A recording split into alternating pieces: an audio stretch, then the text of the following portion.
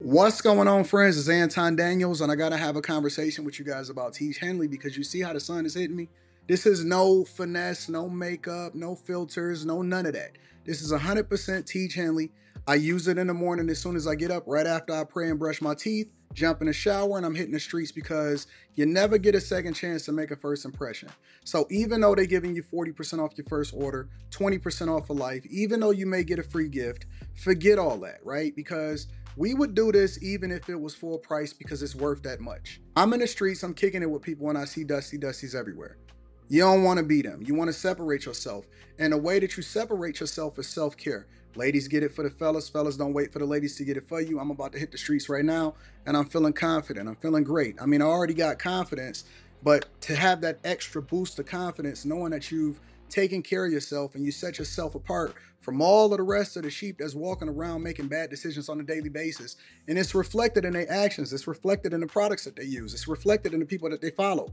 And so if you're trying to level up, if you're trying to make sure that you look good, they're going to send you the pack. They're going to give you all of the instructions on how you're supposed to use it. Then make sure you get your Teach Henley. Again, 40% off your first order, 20% off for life. Get your free gift. Make sure you tap in with your boy Anton Daniels because Unc is never going to lead you wrong. I would never have you use a product that I don't use myself. Again, they've been rocking. Make sure you get your Teach Henley. I love you. I appreciate you. I'm going to holler at you guys later.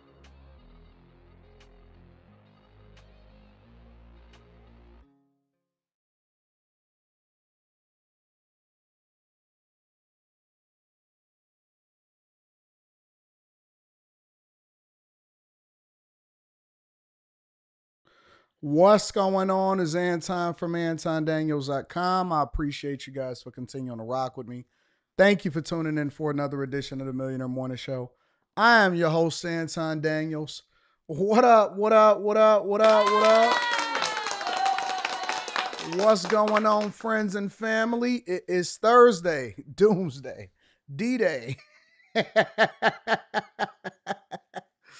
It's D-Day. What up? What up? What y'all liking for each other? Y'all up there just be having whole conversations with each other inside of the chat.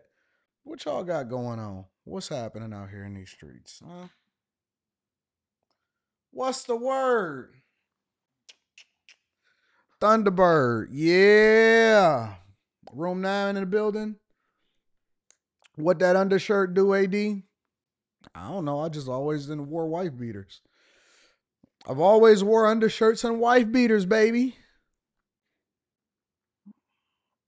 What up? What up? What up? What up? What up? What up? So we gonna have a little bit of Loso's way says, how are you doing, AD? I'm stressing a little bit. Not really stressing. Got a doctor's appointment later on today, as y'all already know yesterday. I caught all of the conversations, all of the jokes, all of the jokes. So I gotta go to my doctor's appointment today, and then we gotta keep it moving. You know what I'm saying? Gotta go to the doctor. Gotta go to the doctor. Gotta get that checkup. Not even a checkup. What do you call it? Let me look at my calendar. What it's listed like on my calendar. It is a calendar.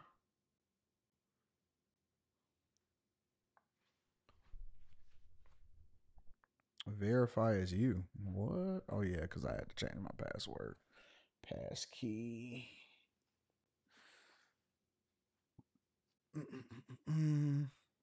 A prostate exam.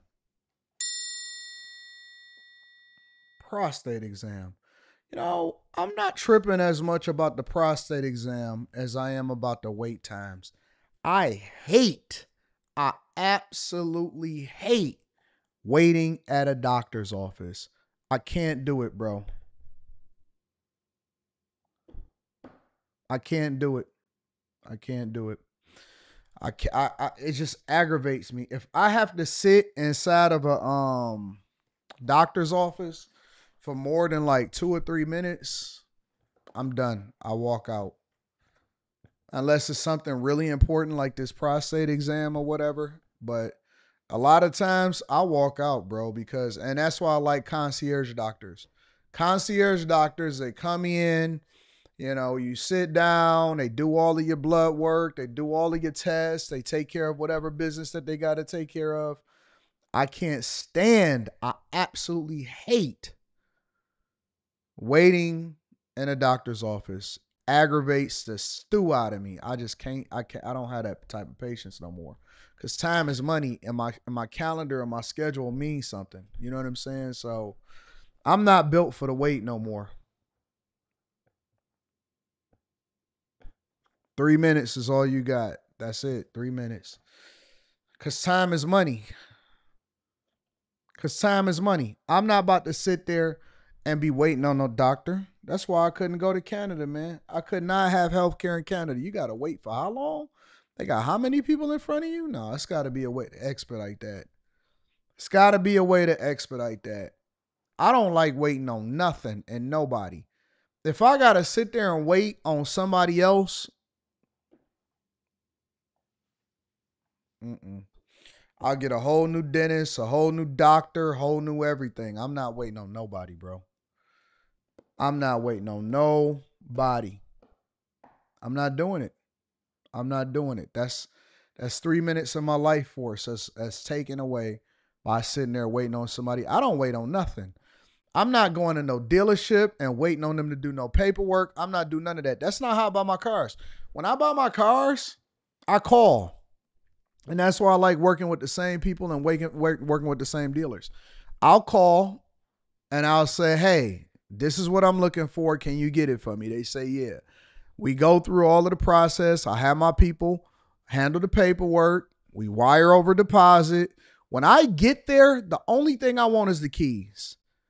When I get there, the only thing I want is the keys, and sometimes we might set it up in the app or whatever. But I'm not, man, I don't want to be in the dealership no longer than 10, 15 minutes. That's it.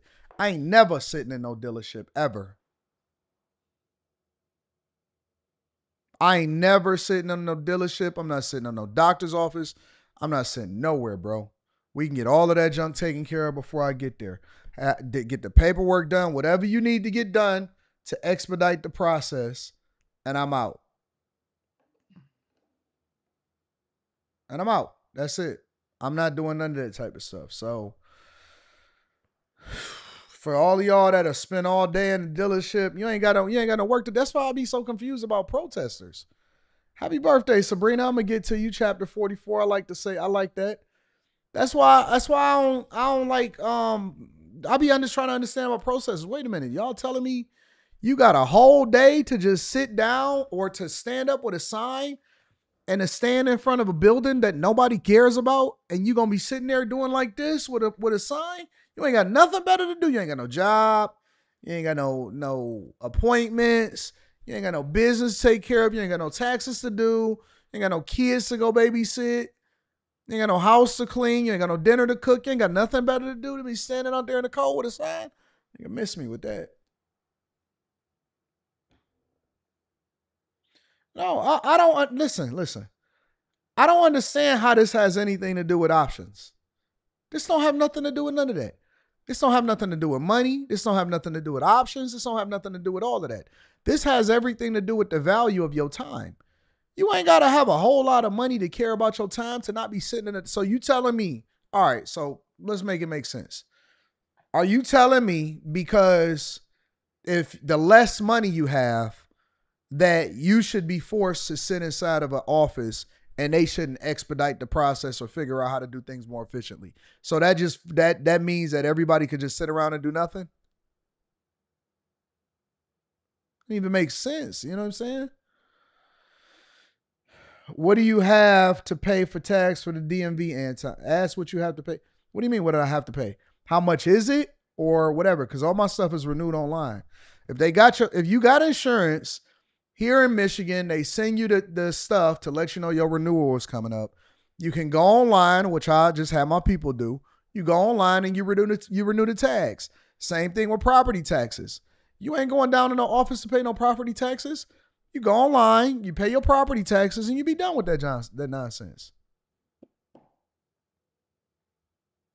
Everything you could do all of that junk online.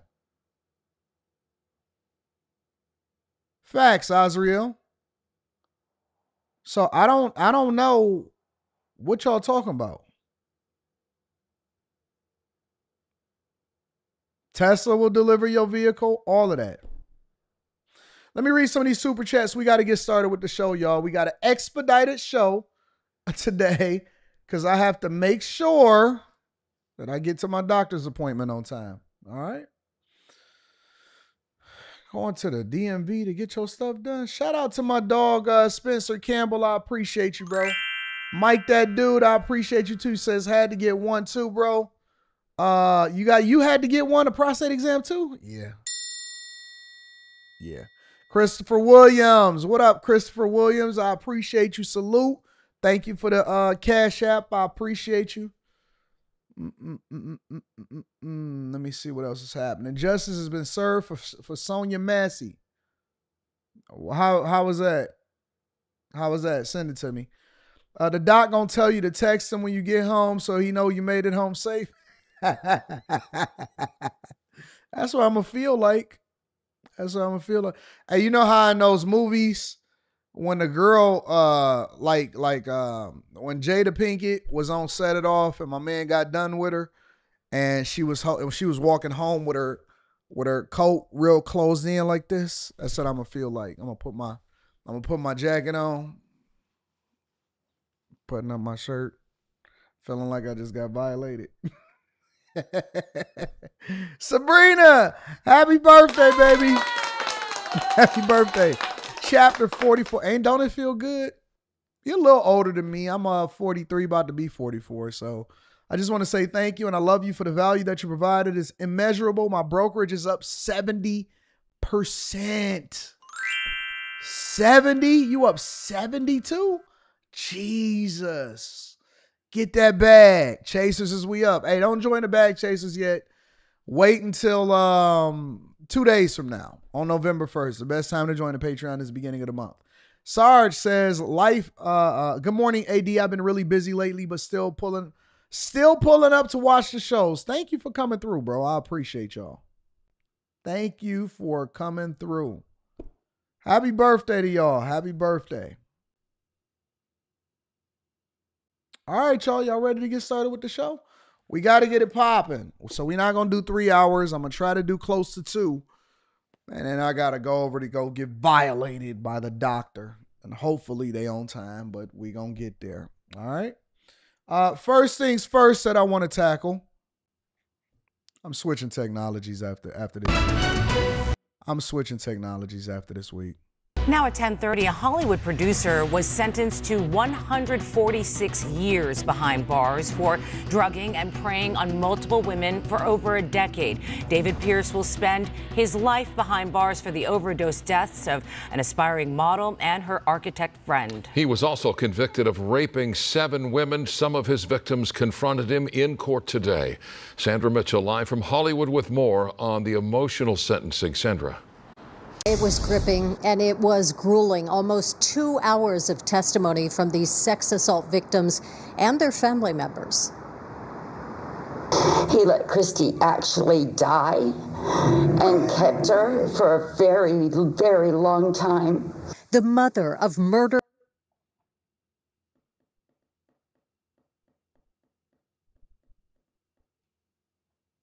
model Christy Giles. Before he took her to a hospital. Calling her daughter's killer a monster at his sentencing today. She wasn't a junkie, some type of plaything for you to take home and shove all the drugs in her that you could, and then leave her and let her die, and then basically throw her out like garbage. So wait, because I see y'all already going in. And I'm going to find some more information about this guy. Producer's sentence. I need to find out some more information about this guy because I'm trying to understand what's going on here exactly.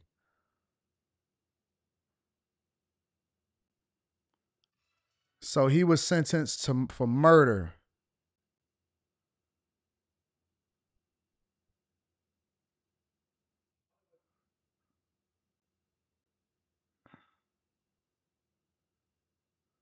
All right, let me find out some more. Let me just hear it out.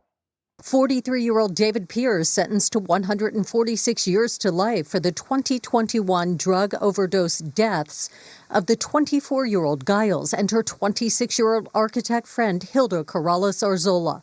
Pierce was convicted of drugging, sexually assaulting, and then abandoning the women outside LA hospitals. Knowing that 2 women did not survive what I did is a weight I carry every day. It made me sick. It made me mad. And it made me very disappointed in myself for not reporting my experience sooner. Pierce. Wait a minute. So hold on, listen. I'm all for punishing and convicting people if they did something wrong. Y'all out here drugging chicks that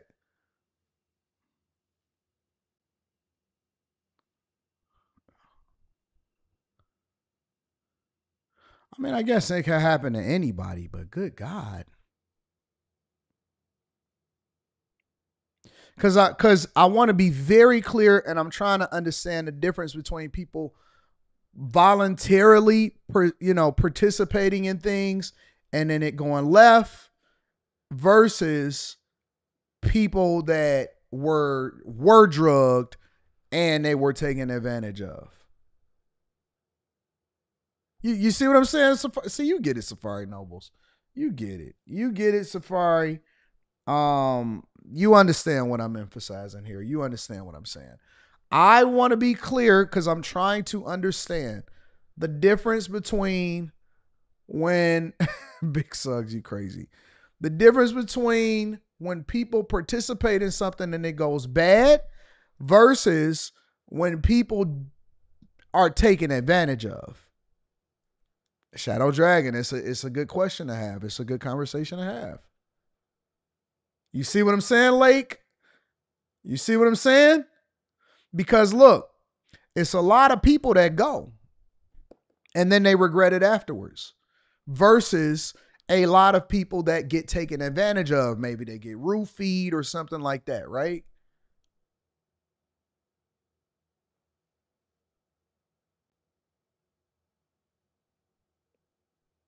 That's what I'm asking. That's what I'm asking. I want to be clear. That's why I'm going to use 2 different sources. I just pulled up another one. Let me figure out what's going on here. And it made me very disappointed in myself for not reporting my experience sooner. Pierce, stoic in court, forced to listen to 2 hours of victim and witness testimony. It's not shocking. Anybody that knew him was like, yep, it's long overdue. Including from his former roommate. It was a never-ending cycle of parties and him bringing home inebriated girls and raping them. Tonight, Pierce begins his 146-year sentence with a parting message from his victim's mother. You enjoy every single day in prison that you have, my sir. So here's my question. As I was always taught to get mad at the game, don't get mad at the players that's in the game, right?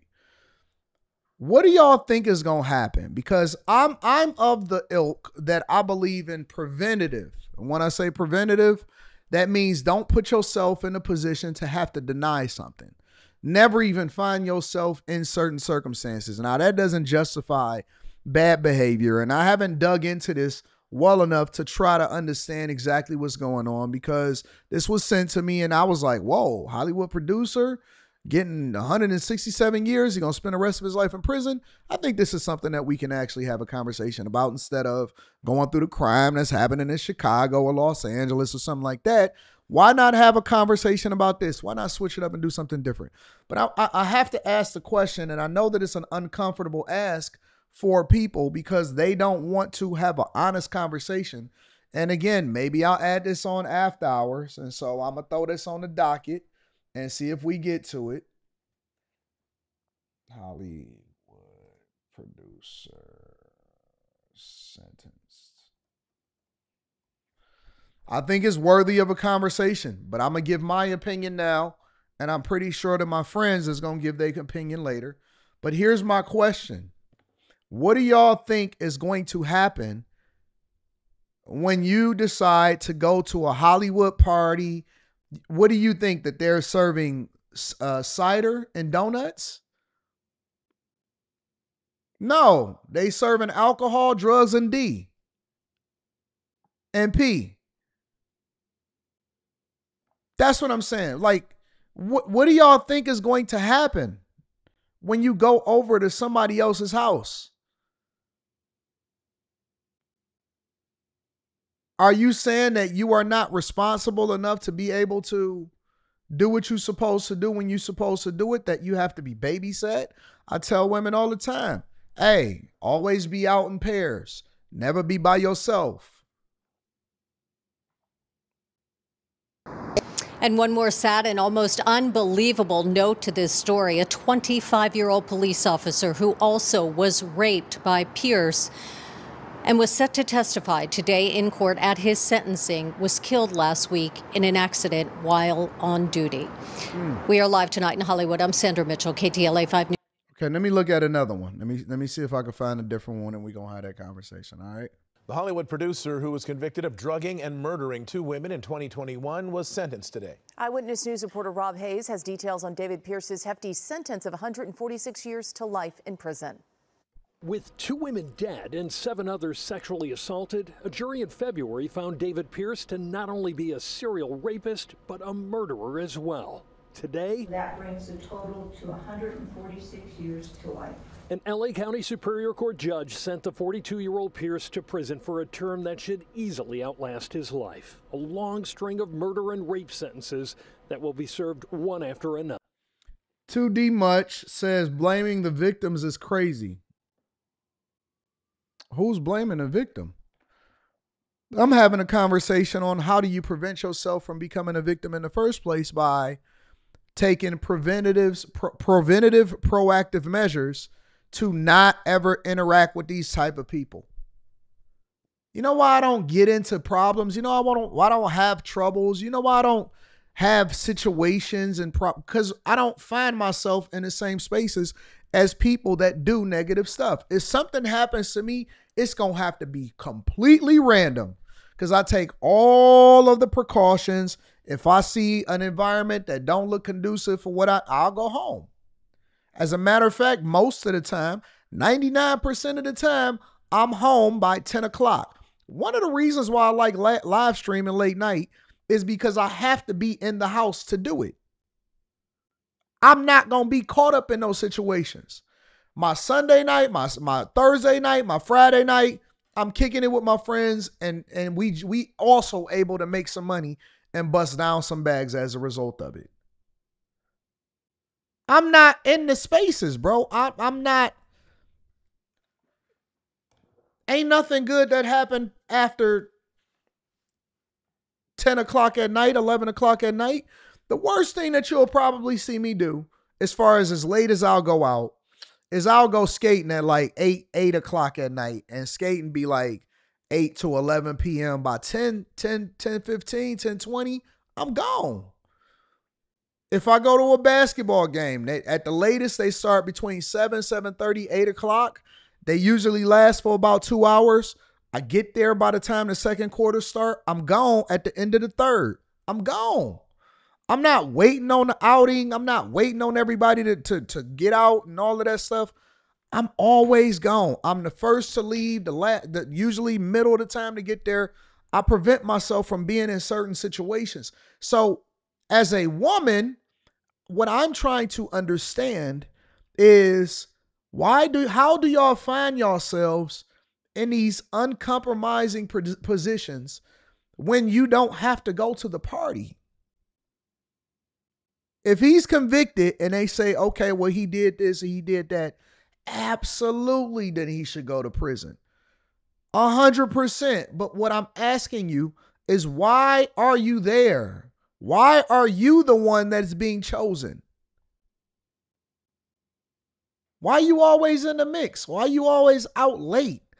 Is it a crime to be out late? No, but it's a stronger possibility that you're going to be one of the ones that end up on the news.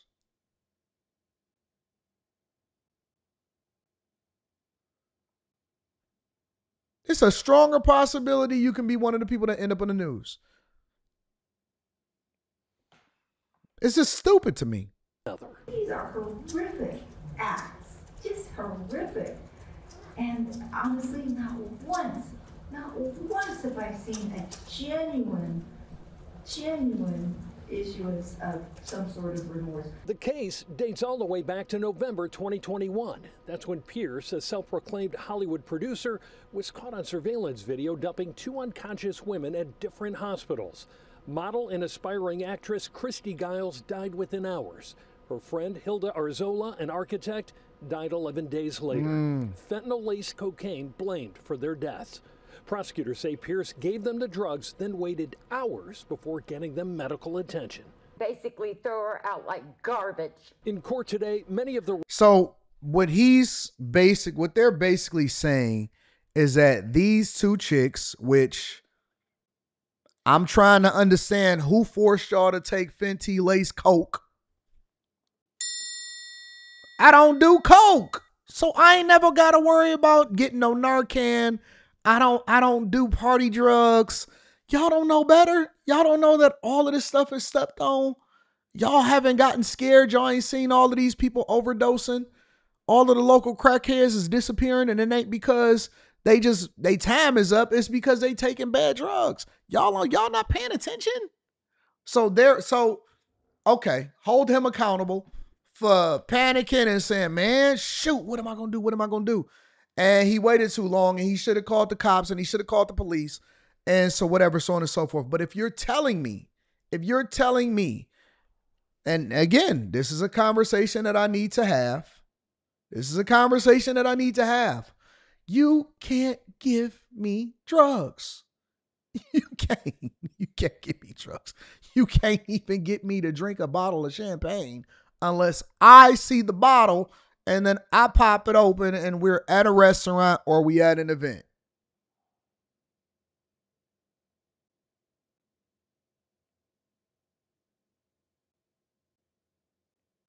That's all I'm saying.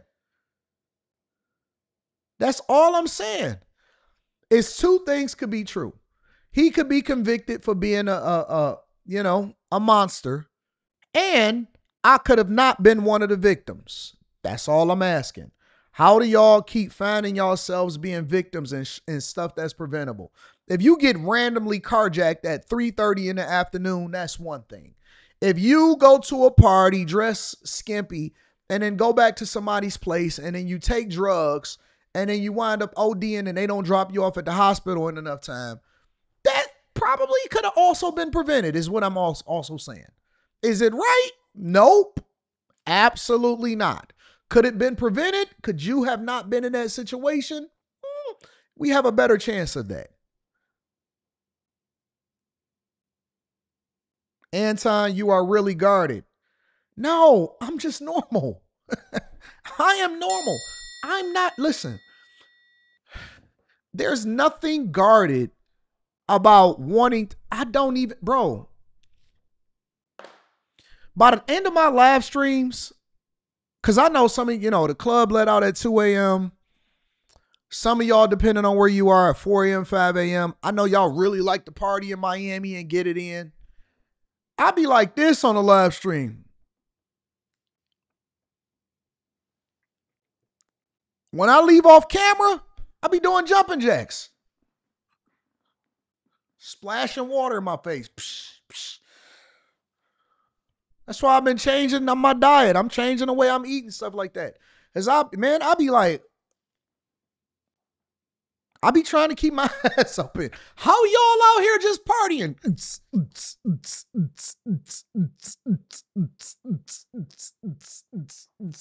I don't want to party with you. I don't want to party with you. I'm not interested in partying with you. You ain't gonna catch me slipping. Ever. Ever. Because I think it's normal to do normal people things. When I don't have to live stream, I love going to bed by 10:30. Preferably 8:30, but I'll take 10:30. Let's meet in the middle at 9:30. We can do some little frisky behavior. By 10:30, I'm gone. Oh. Nigga, I would be rather laid up with a chick watching a movie, pretending like I'm watching a movie, feeling on something soft, than to be sitting there trying to get chosen and said, the music is too loud. My Apple Watch is going off because the decibels is too much. You know, I got all of the Apple stuff, meaning that it lets me know if the music is too loud because it may have a long-term effect on my hearing.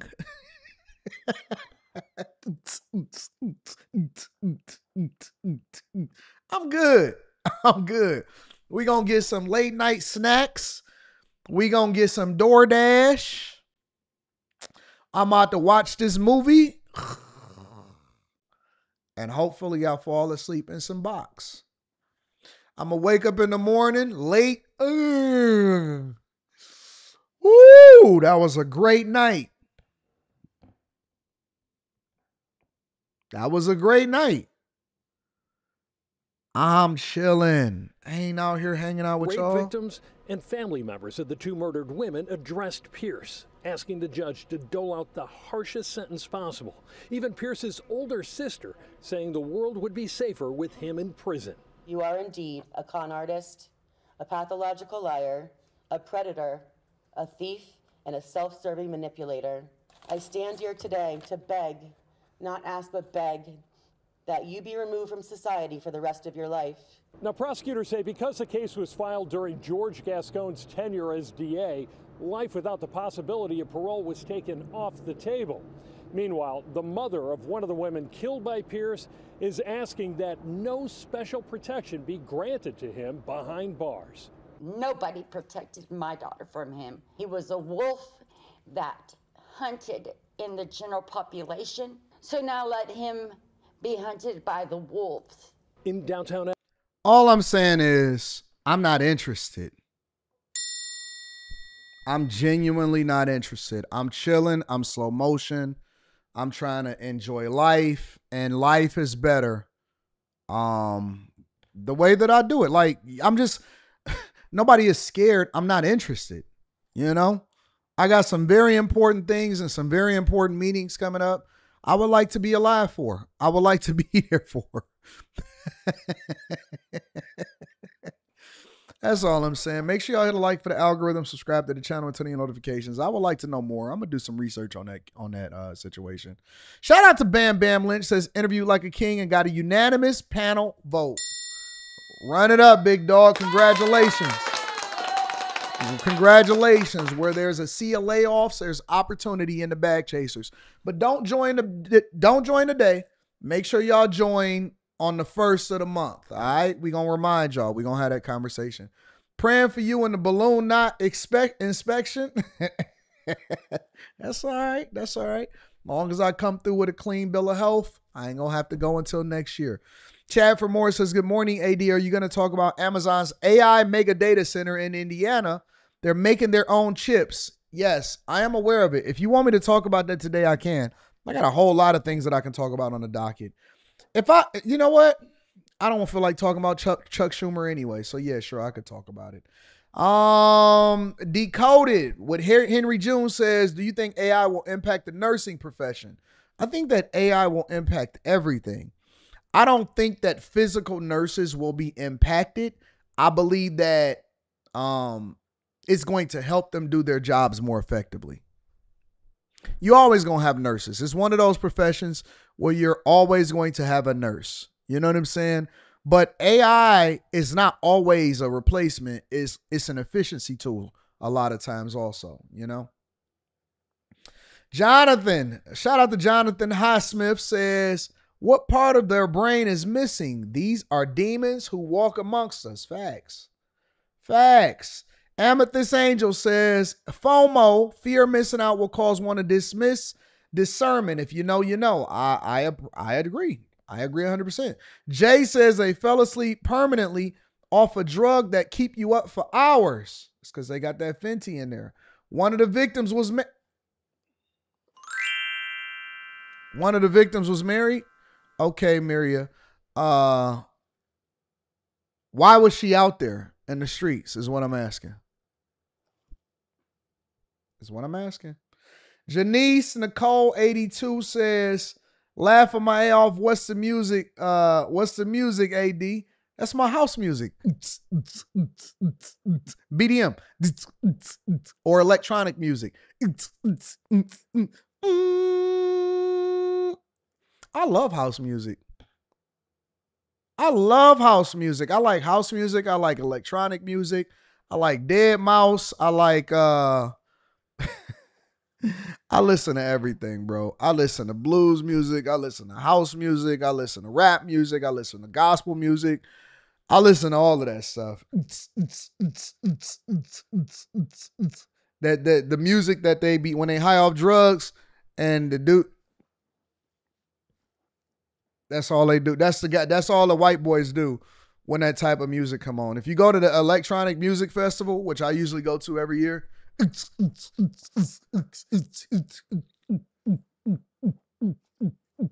they have some MDMA, some Xannies. They all on drugs.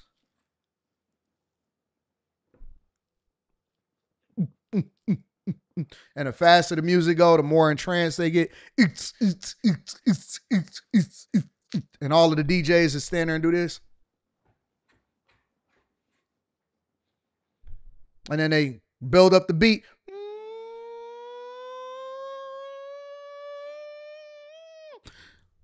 Let the beat drop. Then they start spraying bubbles in the crowd. You got the lights going off, the neon lights.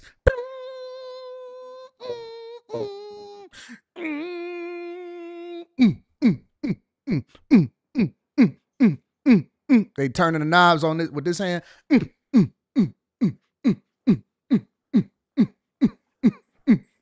Let the beat drop.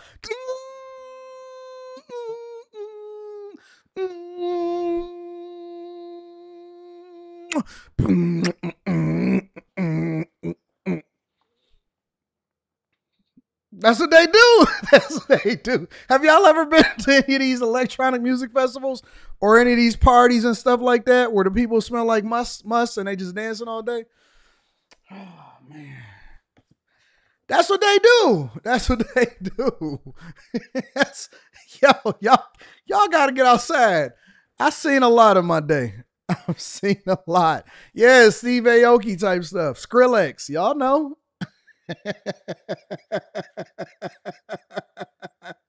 You used to be at the raves, John Jones. Marshmello. See, Mika know. They all got on the helmets now. Marshmello was one of the first people to pioneer that in Skrillex and stuff. Daft Punk was actually the first people to do it. But they all have on some indiscriminate neon head thing.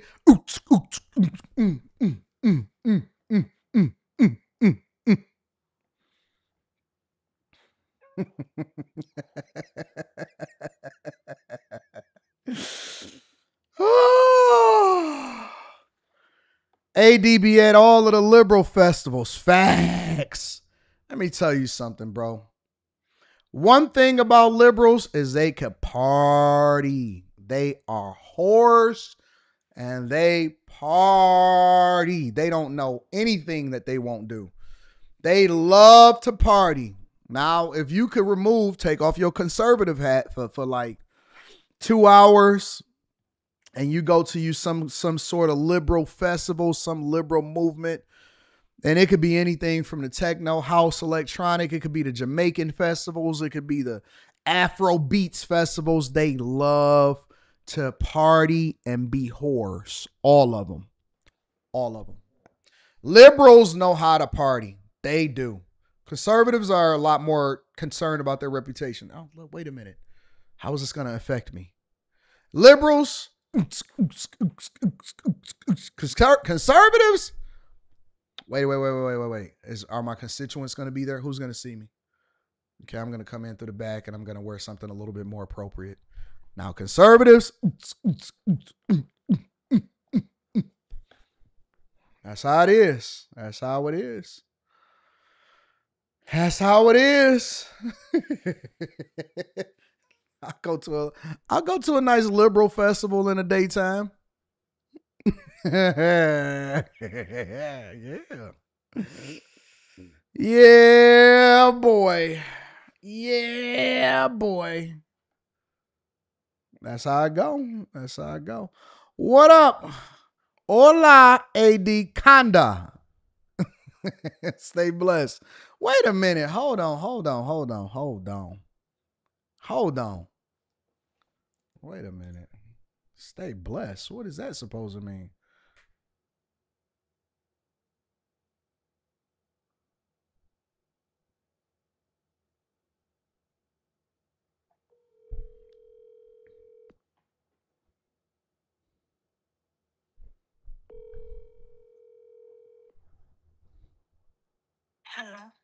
Hello. Mika, I'm on a live stream. Yes. What does stay blessed mean?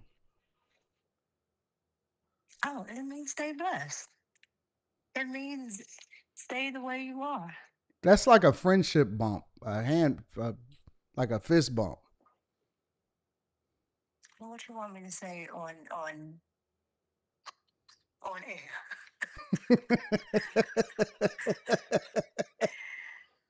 I'm just saying, what does stay blessed mean? Oh my God. I am your more. Oh my God, I'm hanging up on you. Bye. That's like when you say stay blessed, that's like, I see you, fam.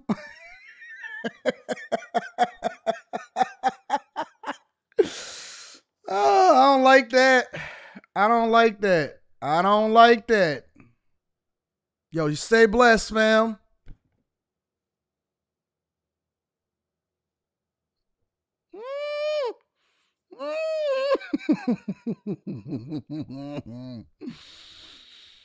I don't like that. All right. Let me continue on with the show. Miss a lot says you go in the bathroom and everybody's skiing. Right. I ain't never took no drugs. I ain't taking no drugs from nobody. Can't wait to get on the panel. Peace and blessings, says Edward Shannon. What up, Eddie? What up, Edward? To Jay, listen to Jay Worthy, Reckless, definitely a vibe. All right, bet. Rage King Leo says, just want to say good afternoon. Hi, AD. What up, Rage? What up, Rage? What up, though? All right. Come on, Mika. We got to get it together. All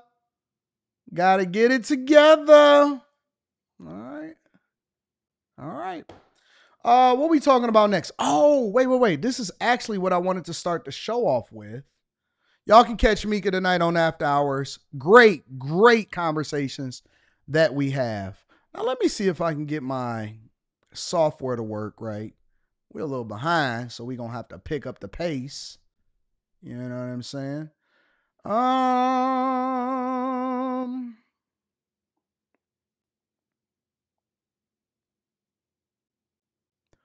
Let's go here.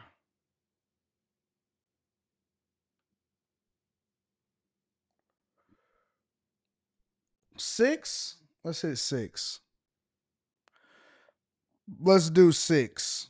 All right.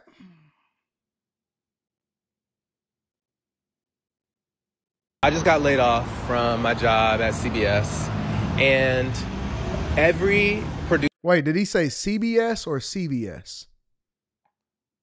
From my job at CBS, and CBS. Every producer on my team who got laid off is a person of color.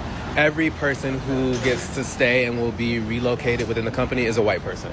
Now, in my meeting with the executive who told me I was getting laid off, I specifically asked him if it was a consideration for us to be relocated somewhere else within the company, and he said that we advocated to keep the show. We advocated to try to get you relocated somewhere, and we couldn't. Because I asked him, why are you the person who is making this decision or delivering the news that we're being laid off? And he said, oh, it could have been anyone. Only to later find out, because it wasn't until I went downstairs thinking that me and all of my colleagues had been laid off, that I found out that it was only the people of color. So I went one by one to my white colleagues. Are you getting laid off? No. Are you getting laid off? No. Are you getting laid off? No. Are you getting laid off? No. So I went back up to his office and I told him, I think you lied to my face. And come to find out, it was not his decision to eliminate the show that I work for. But he did get to decide who got to stay. I told him, you said that you couldn't get us relocated, only to find out that you were able to get some people relocated, and they all happen to be white. Am I supposed to believe that that's a coincidence? And he said, yes. I'm supposed to believe that's a coincidence. I said, do you believe that's a coincidence? He said, I do, because I chose to keep the people who I had worked with before. So mind you, not only is it not based on merit, it is in its result racist. I don't care if you decided to keep people who had purple colored hair.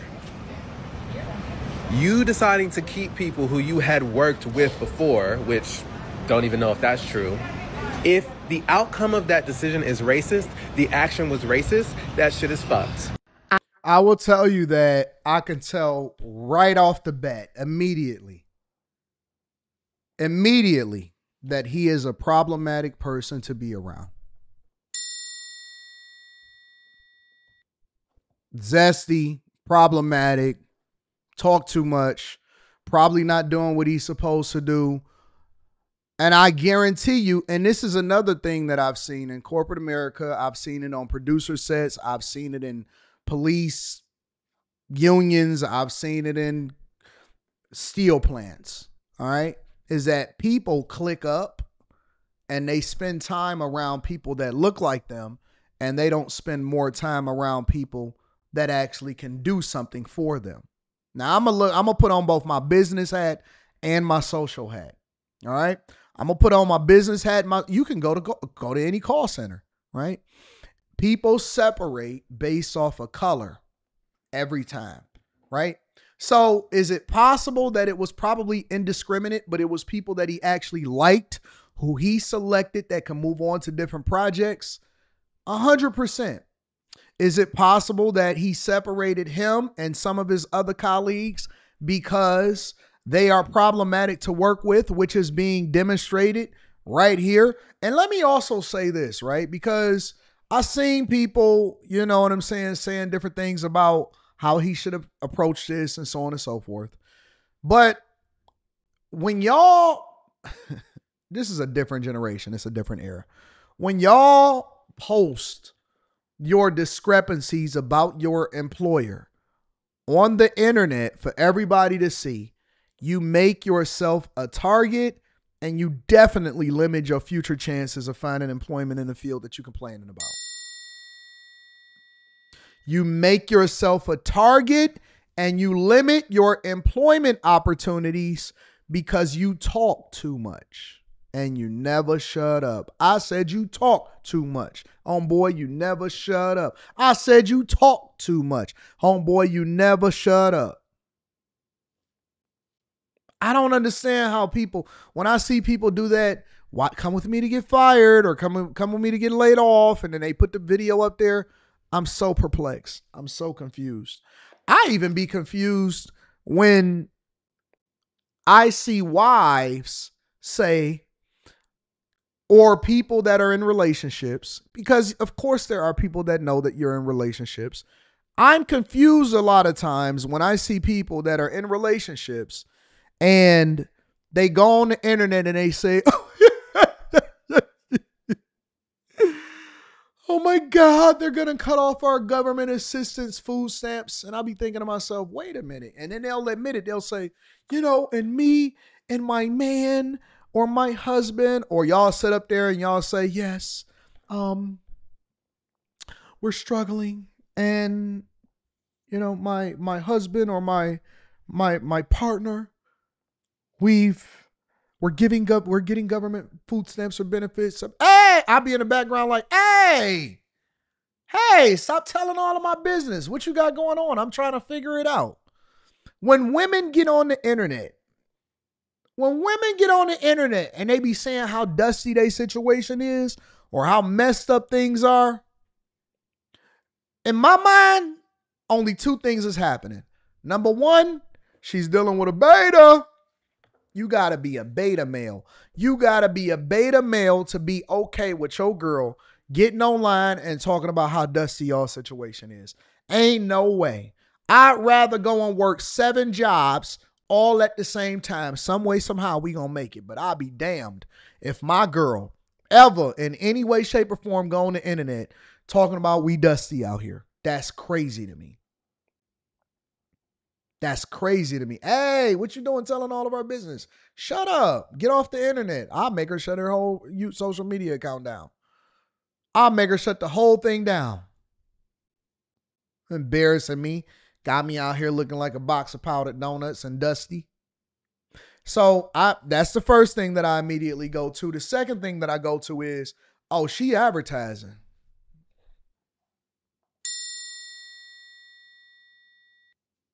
Oh, she advertising. What do you mean, Anton? Because if you telling me that you and your man is dusty, you basically putting yourself out there and saying, hey, we struggling, but I'm in the gym every day. You advertising. You advertising. You want somebody to come and save you from your circumstance. Show you a better way. Don't worry, he don't mind. I know he don't mind, because if he don't mind you talking about him on the internet and how dusty he is, and if you let your girl come on the internet and say, yeah, man, because I got to pay half the bills, are you advertising? You advertising. You advertising. Now, I don't like dusty girls, so that's not for me, but maybe some other suitor would love to come and undust you. I don't know. You know what I'm saying? You got to be already dust proof to be around me, you know, to be able to get employment over here at the Anton from Anton Daniels show. But you advertising to me, because any man that lets his chick get on the internet and do this is stupid. And that comes back to what I'm saying with him. This man is by far, regardless of whatever it is that he's saying, the first thing that was going through my mind the whole time is difficult to work with. Would I ever hire him? If I'm an employer and lately, I've been telling all of my friends, they say, Anton, what do you think about this? Some people ask me because they seen the video with Flux City. Anton, how do you vet tenants? First thing I do is I go to their social media account. I promise to God on everything. The first thing I do when I vet tenants, I tell all of my friends that's hiring people for their companies, or when we hire people here, the first thing I do is I go to their social media account. I need to see what you like. I need to see how dusty you are. I need to see how much of a complainer you are, what kind of whistleblower you are, what kind of secrets you're going to be telling Tasha K when you leave my company. Anton, he always got some chicks as a muse on his couch. Man, get him on up out of here. He don't fit the brand. He don't fit the culture. He don't fit the culture. We got to get him out of here. He a whistleblower. He a whistleblower. He a whistleblower. You know what I'm saying? Why do y'all get on here and y'all start talking about what you don't like about your employer or how everything is racist? Okay, so basically you a victim. You running in the victim Olympics. Outcome of that decision is racist. The action was racist. That shit is fucked. Everything is not racist, just to let you know. They just don't like you. I'm one of the over 300,000 Black women who've been let go from the workforce. I am now a statistic. All y'all got these septum nose rings. What is up with the spirit of the septum? The spirit of septum is strong with y'all. And it hurts. It hurts to know that after all the degrees, I have 2, the experience, the dedication, the good work, none of it made me safe. I've been spending my life savings just to survive, paying bills late, stretching groceries, trying to maintain the life I had before this. But it's draining, it's humiliating, and most of all, it's lonely. People always talk about how... I thought y'all didn't need no man. Now we back to... First it was, I don't need no man. Can't no man do nothing for me that I can't do for myself? Now you spending all your savings. It's debilitating. It's lonely. as you see that bank account continue to dwindle?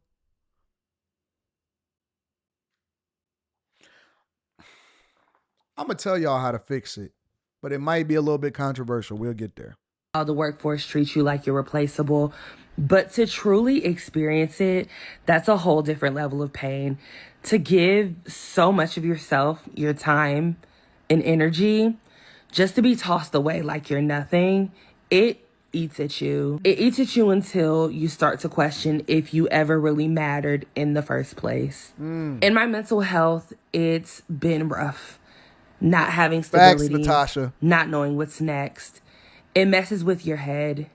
I wake up anxious. I go to bed overthinking. Some days I can't even focus, and other days I feel numb. It feels like I'm watching my life slowly fall apart in slow motion. You already know, this is not the economy you want to be jobless in. Prices are sky high. Rent keeps climbing. Grocery costs are double what they used to, and the jobs that are out there have. I don't understand what y'all talking about when it comes to, y'all ain't never been through nothing. I know y'all ain't never been poor before. Y'all fake poor. Y'all been fake poor. Y'all was raised in good neighborhoods.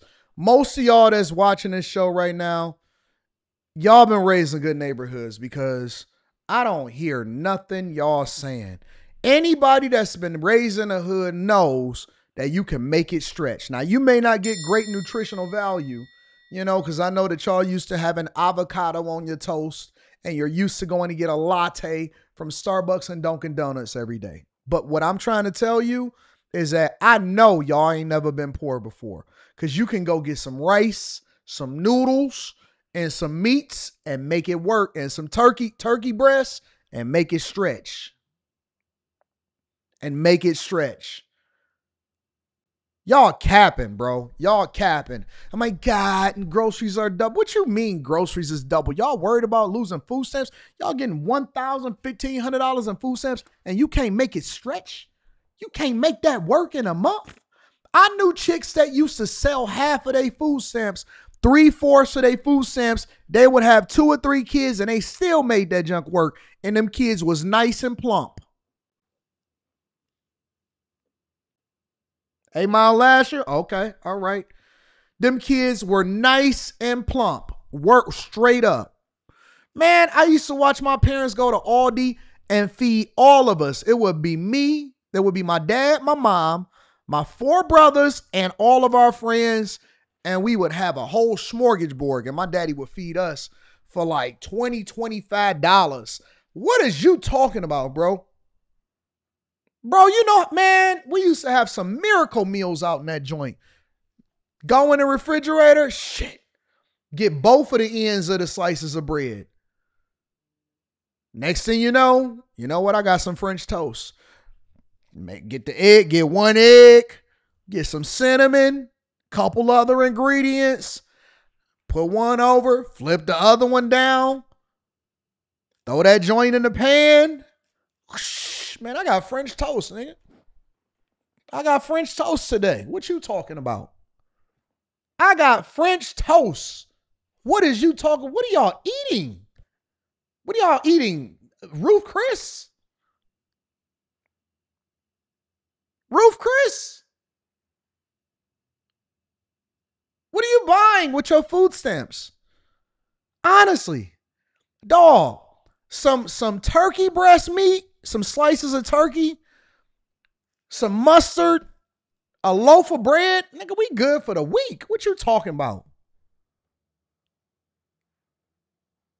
We good for the week.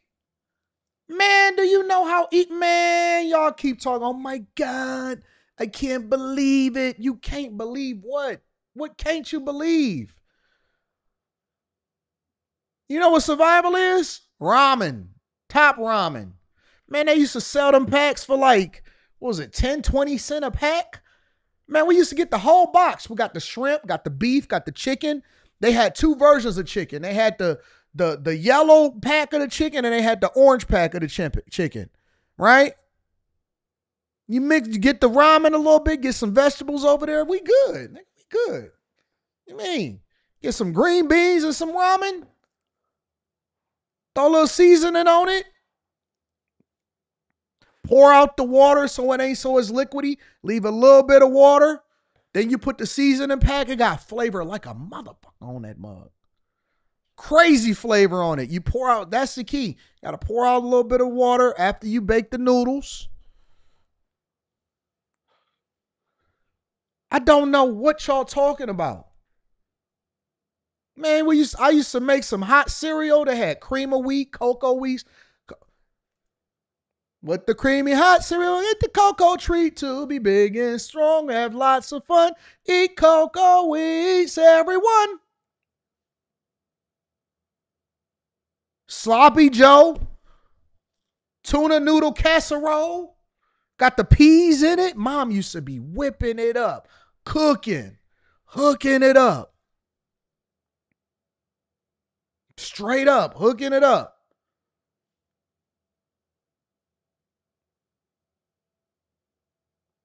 Honestly, I genuinely don't know what kind of poor have y'all been through, because that's why people be like, well, what would you do if you didn't have nothing? What do you mean? The same thing that I did before until I get some more. Ain't nobody worried about going broke. Listen, that's why when I have these conversations on here, or I be laughing and I be counting money and stuff like that, this is points on the board. I didn't know that I was going to be this rich. Farina, facts. I didn't know that I was going to be this rich. Nigga, this is extra. We partying. This is party city. I ain't got to have a whole lot because I didn't grow up with a whole lot. We just had to hustle. We had to go get it. If you wanted something, then guess what? I couldn't wait for it to snow. We couldn't wait for it to snow. We would be out there making a killing. The big snow days, oh my God, nigga. Shovel. We would walk. This is the honest to God on everything truth. We would walk down the street with a shovel and knock on the doors. Hey, you need your snow pushed? Okay, I got you. Hit the next door. By the time I got home, I had $300-400. That's the honest to God truth. That big snow where Dennis Archer Jr. was here, and then they was having I think it was Clinton that was coming into town. Boy, I cleaned up. I was cleaning up. I couldn't wait for some more snow to come down. Now the leaves, I can't do no leaves that take too long. Snow, you can get that up out of there. If it's fresh snow, you can get it up out of there ASAP. Leaves, that's on you. Snow, that's for me. Snow is for me. I take snow. I'm an expert snow pusher all day long. Y'all don't know how to hustle. Y'all don't know how to hustle. Y'all all trying to do the same thing, complaining and whining and, oh my God, a job. I'm going to take some time off, get my mental health together. I can't breathe. What do you mean? What do you mean? You got enough weight on you to last you for the next 2 to 3 months. All you got to do is hibernate. That's incentive. You know what? Groceries is high. I need to lose some weight anyway. Let me go ahead. Fast. You could fast for you could water fast for like 30 days at least. You could 30-day water fast 100%. 30-day water fast 100%.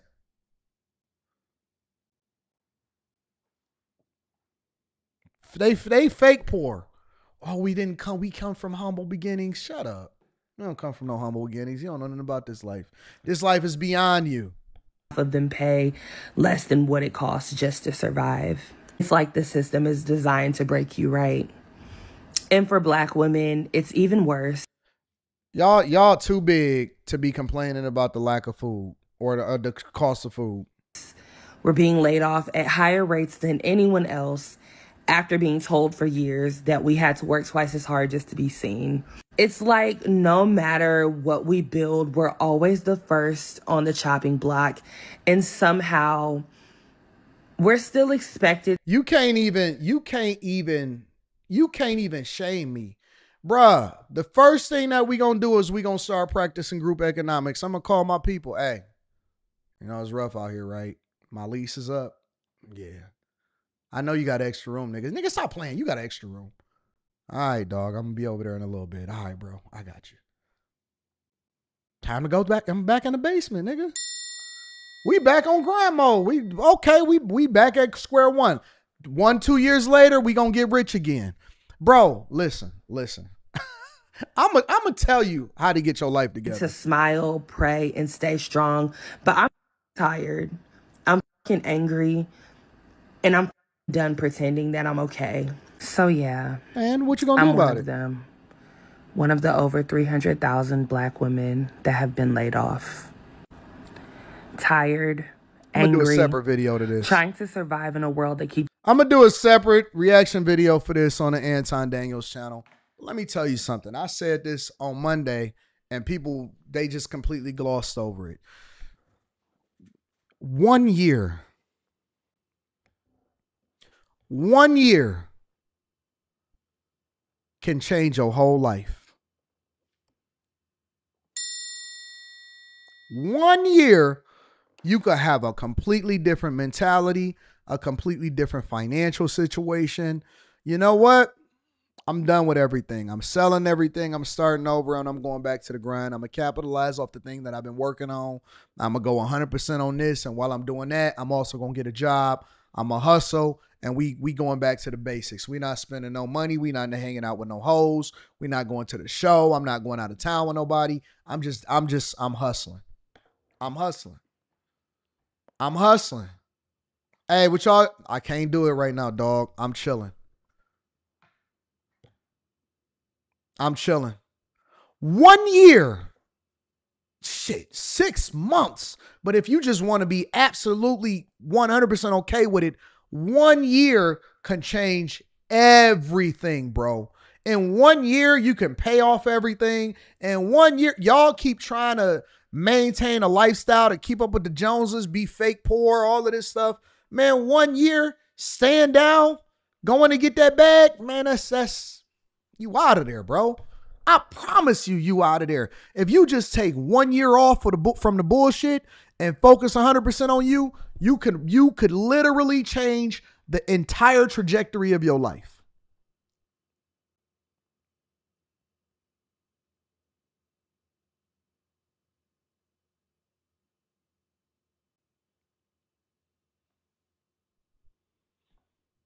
Y'all do it anyway when y'all go through a breakup.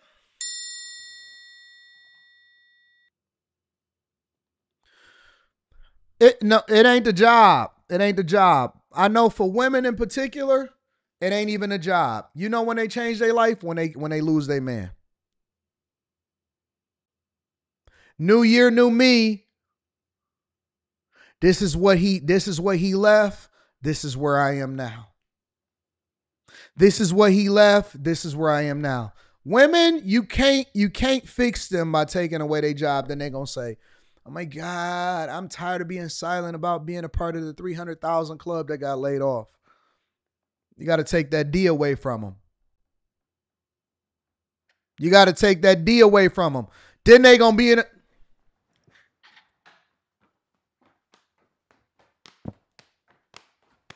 Then they going to be up in there. Now they doing HIIT classes and Pilates, and they part of bike club and run club, and they doing all of this stuff. You know what, baby? I'm leaving you. No more dick for you. Oh my God. No. Don't do it. Oh, don't do it. Oh.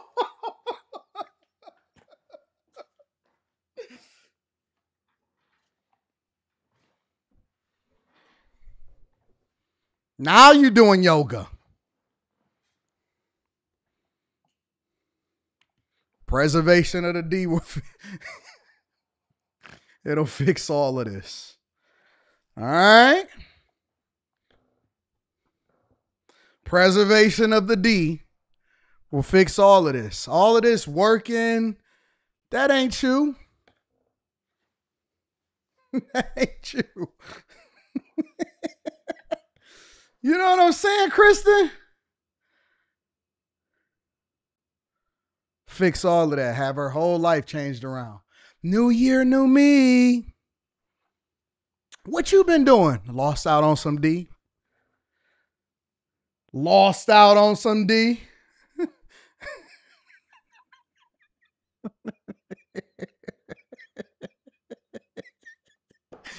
Oh, I don't know what's wrong with this show. It's this show. This show does something to me. This show does something to me. Honest to God, it do something to me. See, for men, it's different. When we lose our money, that's when we get ourselves together. For women, if they lose a man, that's when they get themselves together. For guys, they lose their job. For women, they gotta lose. They gotta lose. Oh my God. And they go on weight loss challenges, all that dumb shit.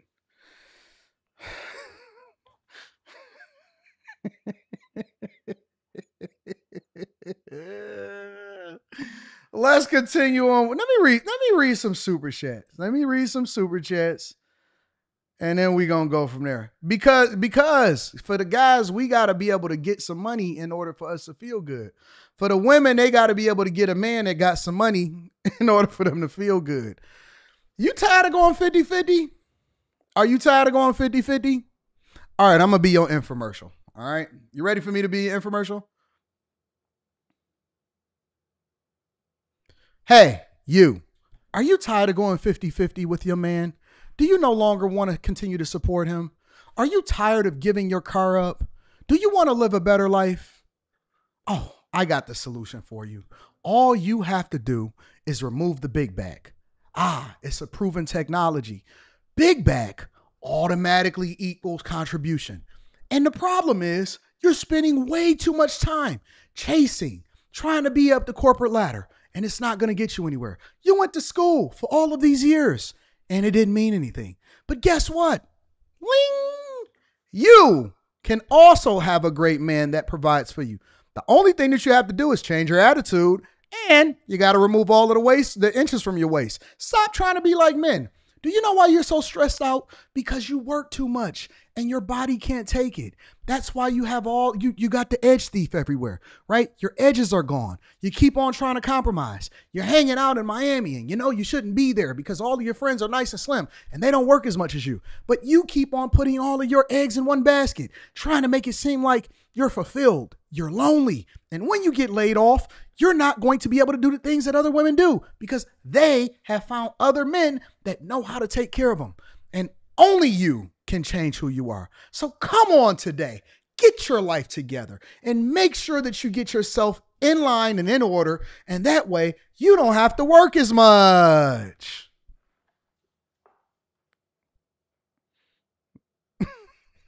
That's your infomercial. That's your life in a nutshell. That's your life in a nutshell.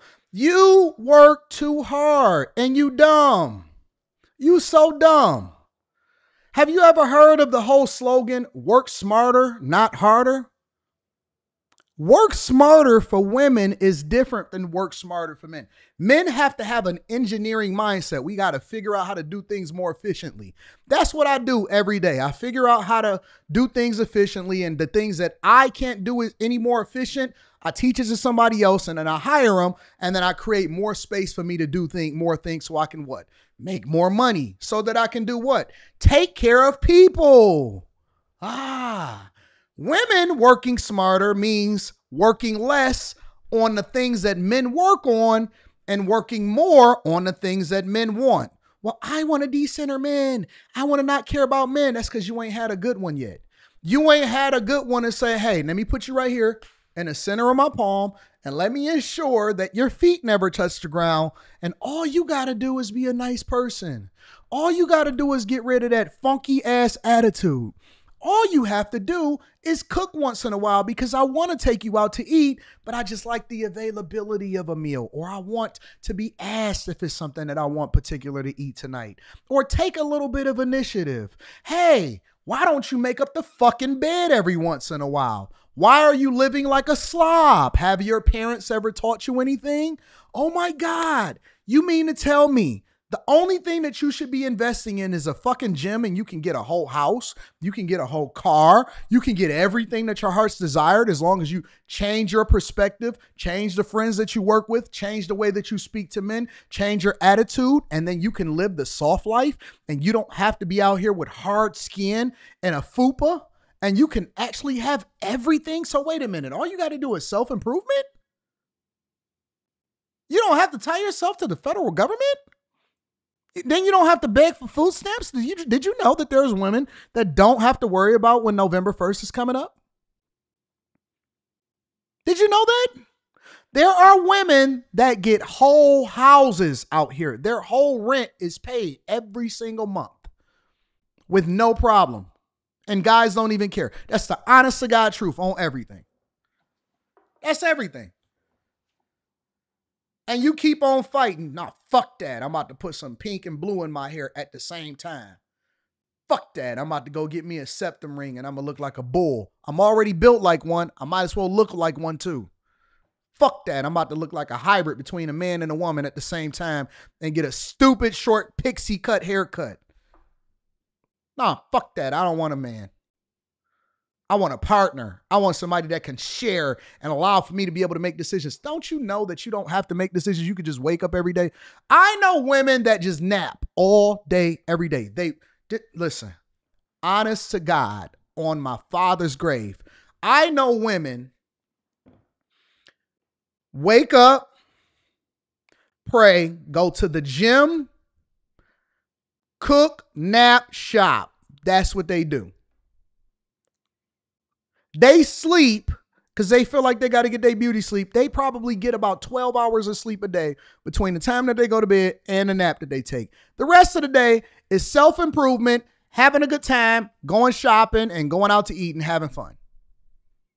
No, that's too much for you because you're independent. You want to stand on your own. You want to make sure that you buy it on your own. All spend the same, you dummy. There are women that literally just wake up. They don't even have an alarm. Once the kids get a certain age, they don't even have an alarm. They don't even have an alarm. All Rita do is shop and pray and travel. And travel. I promise to God, she just came off of a trip. She about to take another trip, and then we about to take another trip a week after that.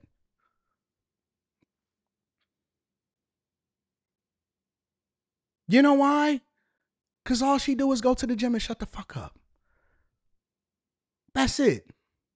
Hey, babe, I spent $8,000 today. What'd you spend it on? Oh, I got a fence put in the backyard. Oh, okay. I don't care. Whatever.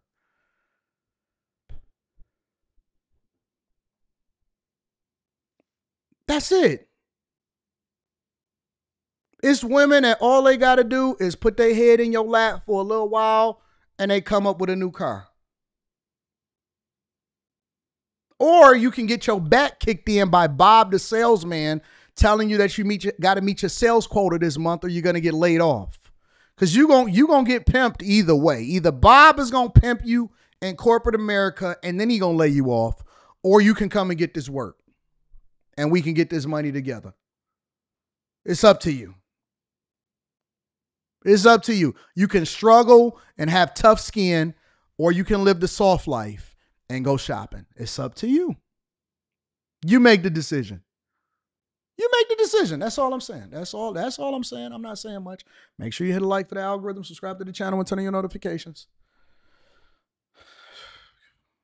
I'm tired. You remember the Zesty guy that we just did a review video of? You remember the Zesty guy that we just did a review video of?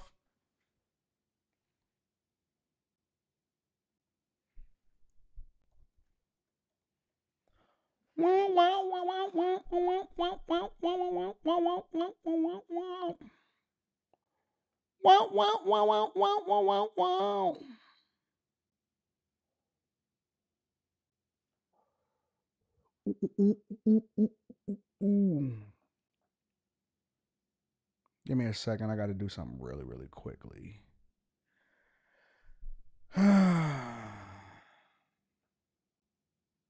We will have no clout chasing. Listen. There will be no promoting of clout chasers inside of the chat, okay? All right.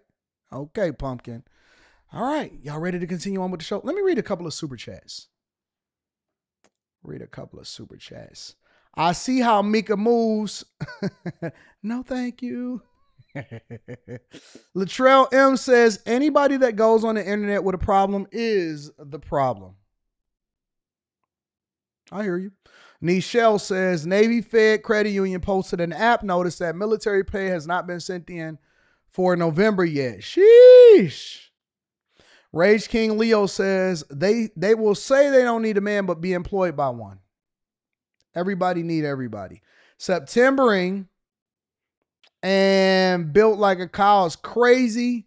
Flashy Buddy says, yo, AD, that Dr. Phil segment with you and JLP aged too well. Jesse Lee Peterson. Oh, yeah. People ain't listening, though. They just blame Trump. Orange man bad. Oh, you talking about when I said that poor people shouldn't be having that many kids? I was right, as usual. They didn't like when I said it at the time, but I was definitely right. Eric Wolf Harris says, AD, you never had a syrup sandwich and sugar water? The real struggle. Yeah, that's all Kool-Aid was sugar water.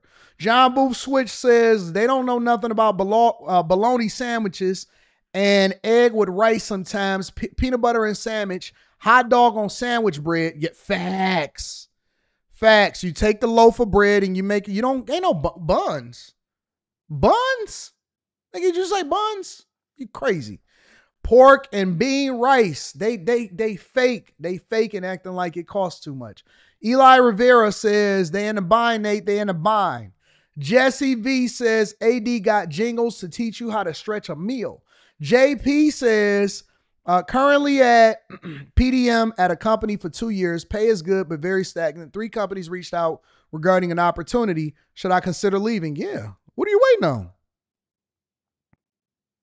Listen, I wouldn't even while you at the company that you at, regardless of whether you take the other positions, you should be doing something else. You should be starting a business. You should be turning your hobby into a business. You should be making money on the side. You should be hustling. You should be doing other things. Men are productive. Jay says, wasn't until I went broke that I realized I had to sit down. It's the best thing I ever did. See? They will do 20 hours of P90X for 6 months. Mr. Lott says you just popped in a Kanye workout plan. Work it, baby. Spacer says then 2 years later they gained the weight back. Mr. Largy says you are hilarious, Anton. Thank you for the laughs. That's what I do. I entertain, baby. Kiera says remind me of Kanye's workout plan song. Facts. Eric Wealth Harris says 1-800 Big Gone. Vito Royale says clip the infomercial. I got you. Y'all want me to? I clip the infomercial. I got you. I'm gonna hook you up. Someone please clip. I got you. I'm gonna take care of it. Give me a day or so.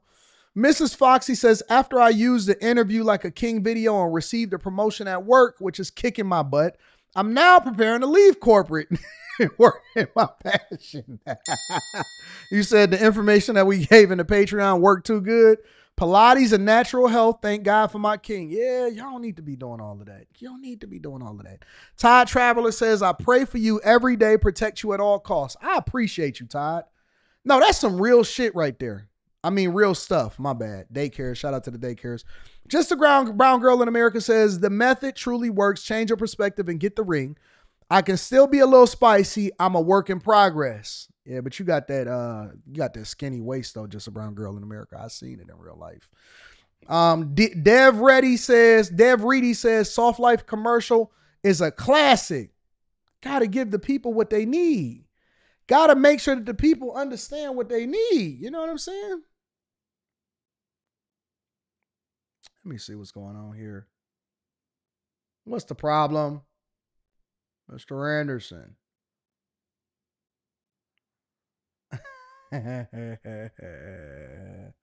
Somebody texts me and says, stop talking about me sleeping all day.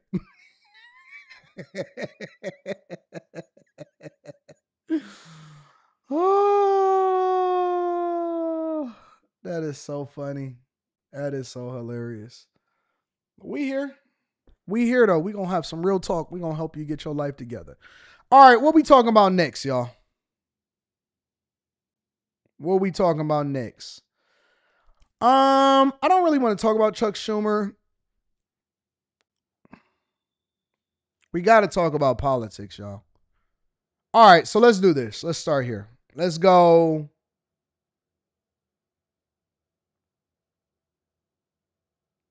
Interest rates just got lowered yesterday.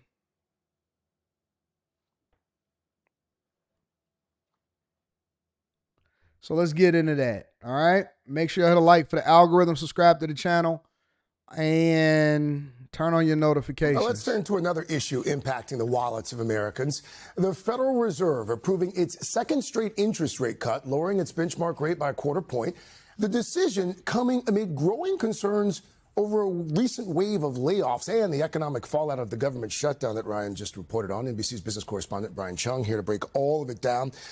First of all, let's just start with the decision itself. What can we glean from the Fed's decision to cut the second cut in 2 months now, and what will it mean for folks who are watching and listening? Yeah, well, look, that's going to be marginally better for anyone that's looking at those mortgage rates or credit card borrowing rates, auto loan rates, because, again, the expectation that the Fed would cut interest rates is a big reason why the 30-year mortgage has already come down from over 7% at the beginning of this year to around 6% now. But here's the question. The Fed has another meeting in December, and you would think after back-to-back meetings of cutting interest rates, they might cut interest rates again. The Fed Chair Jay Powell saying, whoa, pump the brakes. He said December is not a foregone conclusion. He said even far from it from another interest rate cut. So essentially, that could put a pin in those borrowing costs going down further from here. But of course, it depends on what the economy looks like. Can you read between the lines? Because the Fed essentially has two jobs: keep unemployment down, keep inflation down. It won't cut rates if it's worried about inflation. It will cut rates if it's worried about the jobs market. Yeah, and the problem is that those two things are in tension right now because inflation is above where the Fed would like it to be, and there's also the concern that tariffs could make that go higher. So in that environment, you wouldn't tend to see the Fed cutting interest rates, but why are they doing so? Because of concerns over the jobs market. Now, here's the challenge. There's a government shutdown, so we're not getting any data on what the jobs market looks like because the Bureau of Labor Statistics is closed. As someone that worked at the Fed, you need the data to show the economists what's going on. So they're probably looking at a lot of these companies. And in fact, the Fed chairman said, I asked him this question in the press conference yesterday, are you noticing any significant issues in the labor market, in the jobs market? He said, quote, no significant deterioration in the labor market for right now. But the reason why they're cutting interest rates is to stop that from happening in the future. And he said, like, without the data, it's like driving in the fog. When you see the fog, you slow down. Exactly. That's what they're doing. Okay. So the Fed cut interest rates by 25 basis points yesterday, which is basically 0.25%. What he is saying is that they are doing it not necessarily because inflation is high, but inflation ticked up. I just looked at the rate of inflation, and it's around 3%, which is higher than where we would want it to be, because in an ideal marketplace, what politicians and what analysts say that inflation should be is ideally it should be around 2%, right? They want it around 2%. Now, what they are saying is that inflation ticked up a bit and that they're leveraging that information in order to justify a interest rate cut. Now, I would like to see at least 50 basis points, not 25 basis points, which is 0.5%. And then I would like that to continue to happen throughout the year. I think that they're probably going to do another interest rate cut, probably 25 basis points in December. And what that basically means is that the cost of borrowing money has lowered. What is the cost of borrowing money? It is the cost or the interest rate that they use to charge you for everyday things. And this is broad across the spectrum. It's the amount that they charge in interest to cities and states that have a bond rating or is credit rated, and then they're not AAA or triple B or whatever it is that they rated at, right? And so the cost for them to borrow money, or the interest, the amount that they have to pay on interest, is based off of the rates that, that the Fed is proposing. When you talk about credit cards, when you're talking about home loans, when you talk about all of these things, remember, let's go back for a second, right? Let's go back. Remember this. Why is interest rates higher? Because for whatever reason, liberals and Democrats would like you to forget why it costs you significantly more to buy a home. When you see people that say, man, I got a mortgage in 2017, 18, 19 or whatever. You have to remember that that is when Trump was in office. Interest rates exploded in 21, 22, 23, and 24. Because the Biden administration had inflation at 9, 10, 11%, sometimes 12%, depending on where you were in the country and what your lifestyle was. So they raised interest rates exponentially, and they warned you. I had several different live streams where I warned you. I said, listen, guys, there is going to be an extended period, and you're not even going to feel it until years from now, of gnashing of the teeth, of suffering, job loss. So stack your money and make investments right now. I begged you. When this channel was just crossing over 100,000 subscribers, I begged people, stack up, stay down, don't go and spend a lot of money, chill out. And what did everybody do? They went out and bought new cars, Lambos, Bandemics, got PPP loans, went and took trips, went house poor, all of the above. They did all of the above. But the reason why we had an increased level of inflation in the first place, because we still haven't recovered from it. It takes years. And this is why the Biden administration was so bad. It takes years to recover from what we experienced and what we went through during the Biden administration. Why? Because when you have 9, 10% inflation year over year, month over month, quarter over quarter, that means that the cost of money, right, went up like this. It just shot up, it skyrocketed. Now we've leveled off. But we still haven't increased. We haven't caught up because we just been doing like this. We haven't caught up to what the rates of inflation skyrocketed up to, even though it's leveled off at 2 to 3% under the Trump administration. We still haven't caught up, and that's why the cost of borrowing money and doing business is still sky. You haven't even increased in your wages. That's why when you see people say, man, $100,000 ain't enough anymore.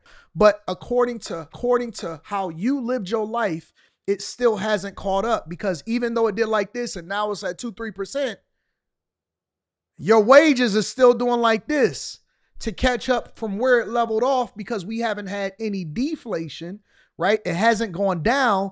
It stayed steady. So now what Trump has been begging the Fed to do for an extended period of time is to cut interest rates now that they got inflation set at 2 to 3%. And what do you have to do? You have to lower your costs while at the same time continuing to invest and make more money. The fastest way for you to get yourself out of a situation is to make more money. I'm just going to be honest with you. It's to make more money.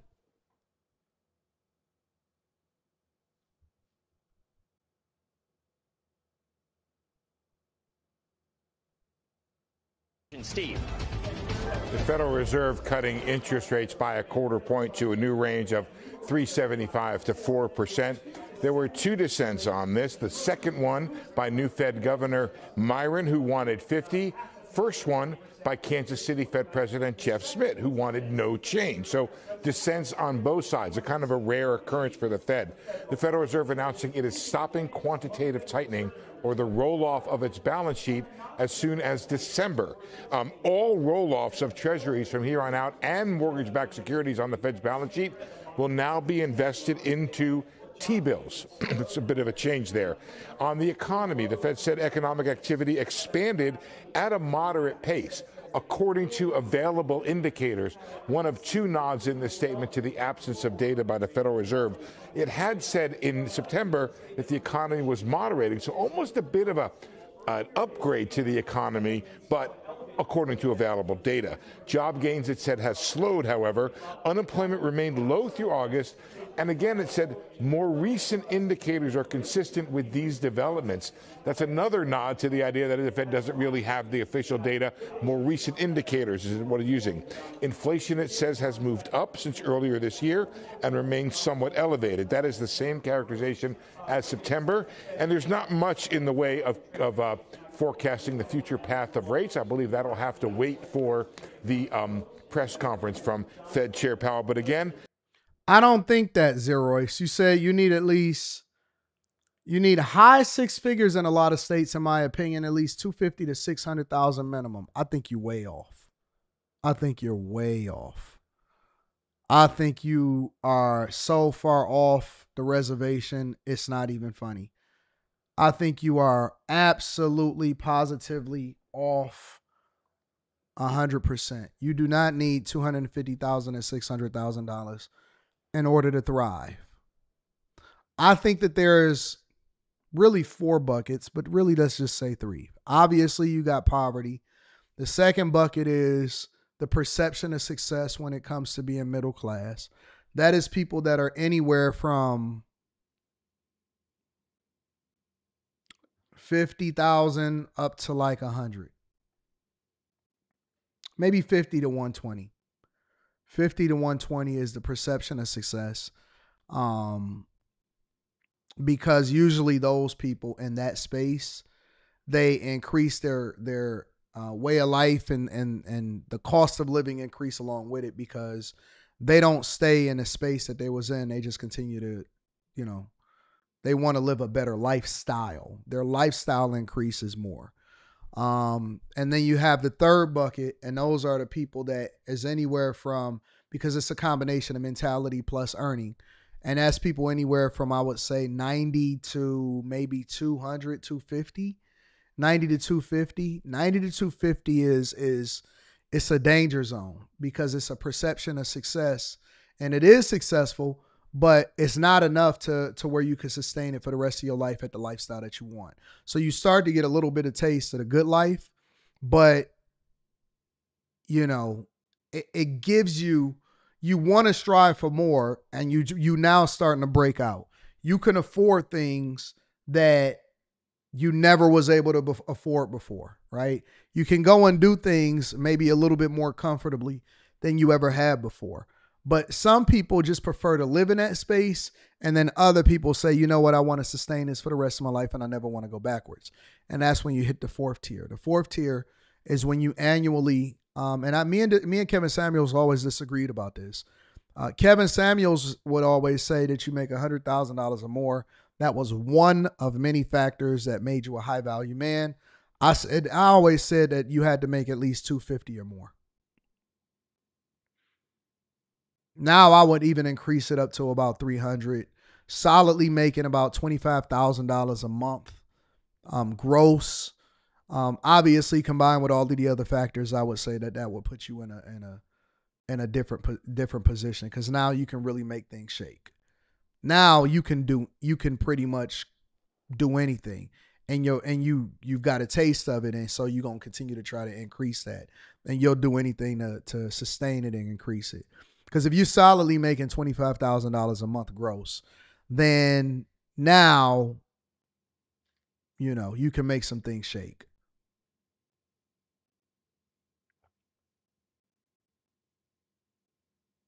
You know what I'm saying? Like, when you cross the 300,000 threshold a year, your first 2 or 3 years, you're going to have to get it out of your system.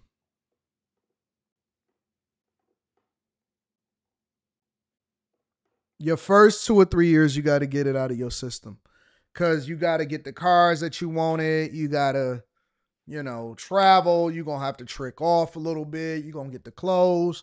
It might be your first 2 or 3 times comfortably affording some of the stuff that you buy, buying $1,000 and $2,000 shoes, $1,000 shoes, stuff like that. You might get a sample size of being able to do some things, sit courtside, stuff like that. You got to get it out of your system. Once you get it out of your system, then you're going to take off. If you can comfortably sustain that, then that's when you'll get rich. Because now you got it out of your system. You're not tripping off of it anymore. Now you can start making the adjustments.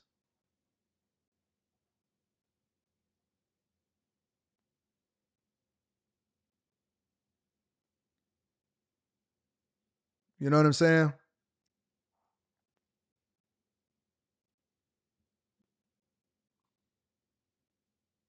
And some people don't think it's possible. It is. It's very much possible. You 100% can be. It can be possible. Because the first quarter or month that you do, $20,000, $30,000, you're gonna be like, what the fuck is going on? Then you're gonna sustain it, and then it's gonna be like, you're gonna want to increase it. Then you're gonna have bigger dreams, and then you're gonna want to do bigger things.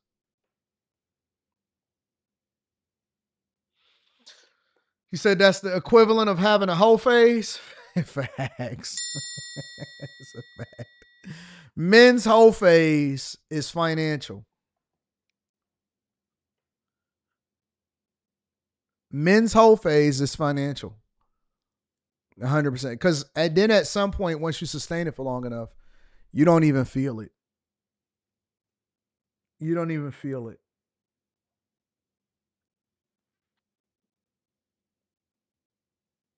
I don't know what it feels like to not make $250,000 a month from all of the different business ventures.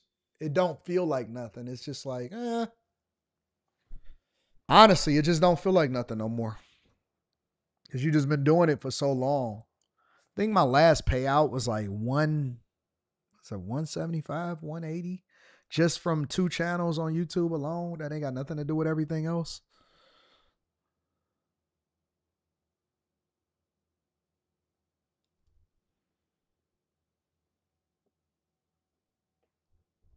And then you get rid of all of it.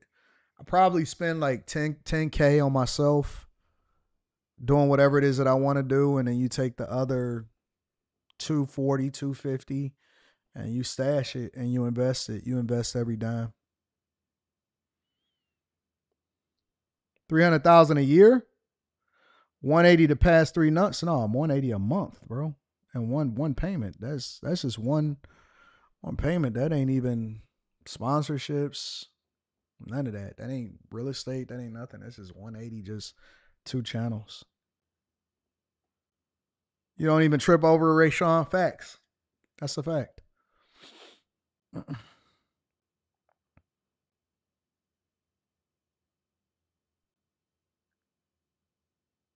I'll probably spend about 10 a month on myself, tops. That's it. All the rest of it go towards investments.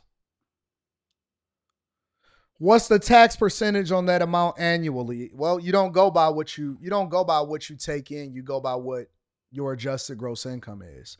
I'm not getting into all of that because now we're starting to get into Patreon level content. It's not about how much you make. It's about what your AGI, your adjusted gross income is. All right. So different people's tax percentages is different based off of what your cost is of doing business. So it took me $100,000 to do this studio towards the end of the year. I got to go fly out this weekend to go do an interview with somebody important. I got to go and, I bought a car that's over 5,000-6,000 pounds, for the business. And that's an automatic write-off, right? You can write off that. And then you got some other cars that's actually leased for the business. That's in the business name, and we use it exclusively just for business, right? So it's a lot of costs that go along with it too. So I also got a corporate apartment that we use for entertainment parties, for when people come in town to do interviews. We use it strictly for that, right? And so it's a lot of other expenses. It's a lot of other expenses that we incur that reduces our tax burden. Okay? Make sure you guys tap into the Patreon. Link is in the description as well as pinned to the top of the chat. What was our last one? Let me see.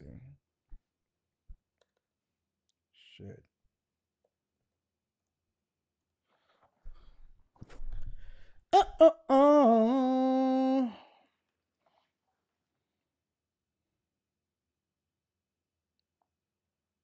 Need that.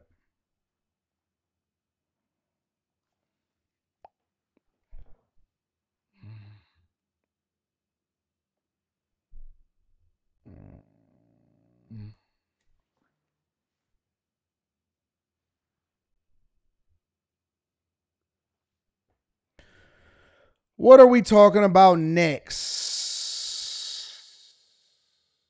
Oh, it was more than that. All right. Oh, that's that then. What about the triggering account? We don't believe in those.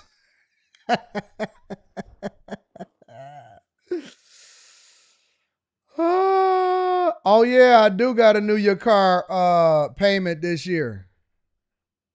Shit. Your car is expensive, man. I don't know if y'all knew, but your car is an expensive proposition.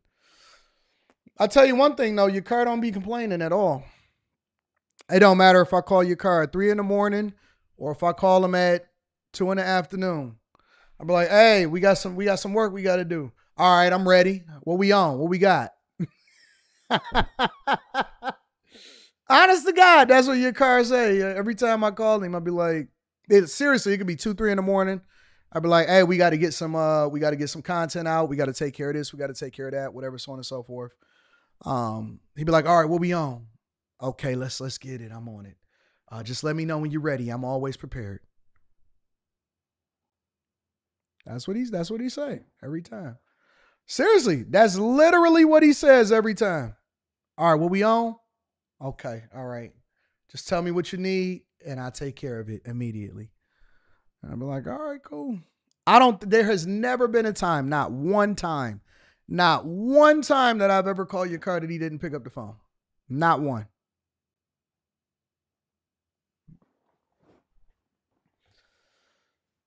It's just the truth.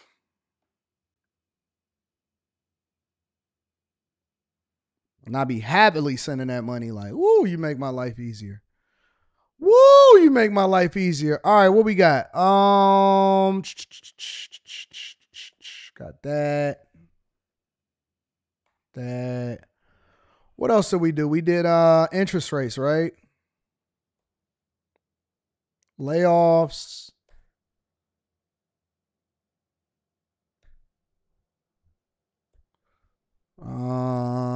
Did an infomercial.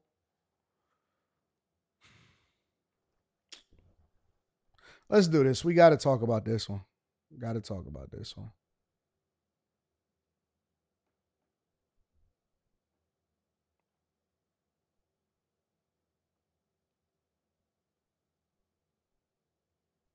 Can we do that one?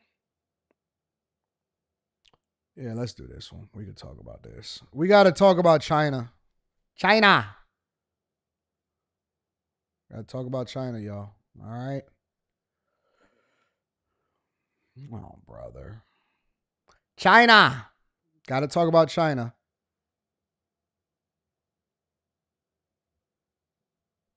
They got to fix this.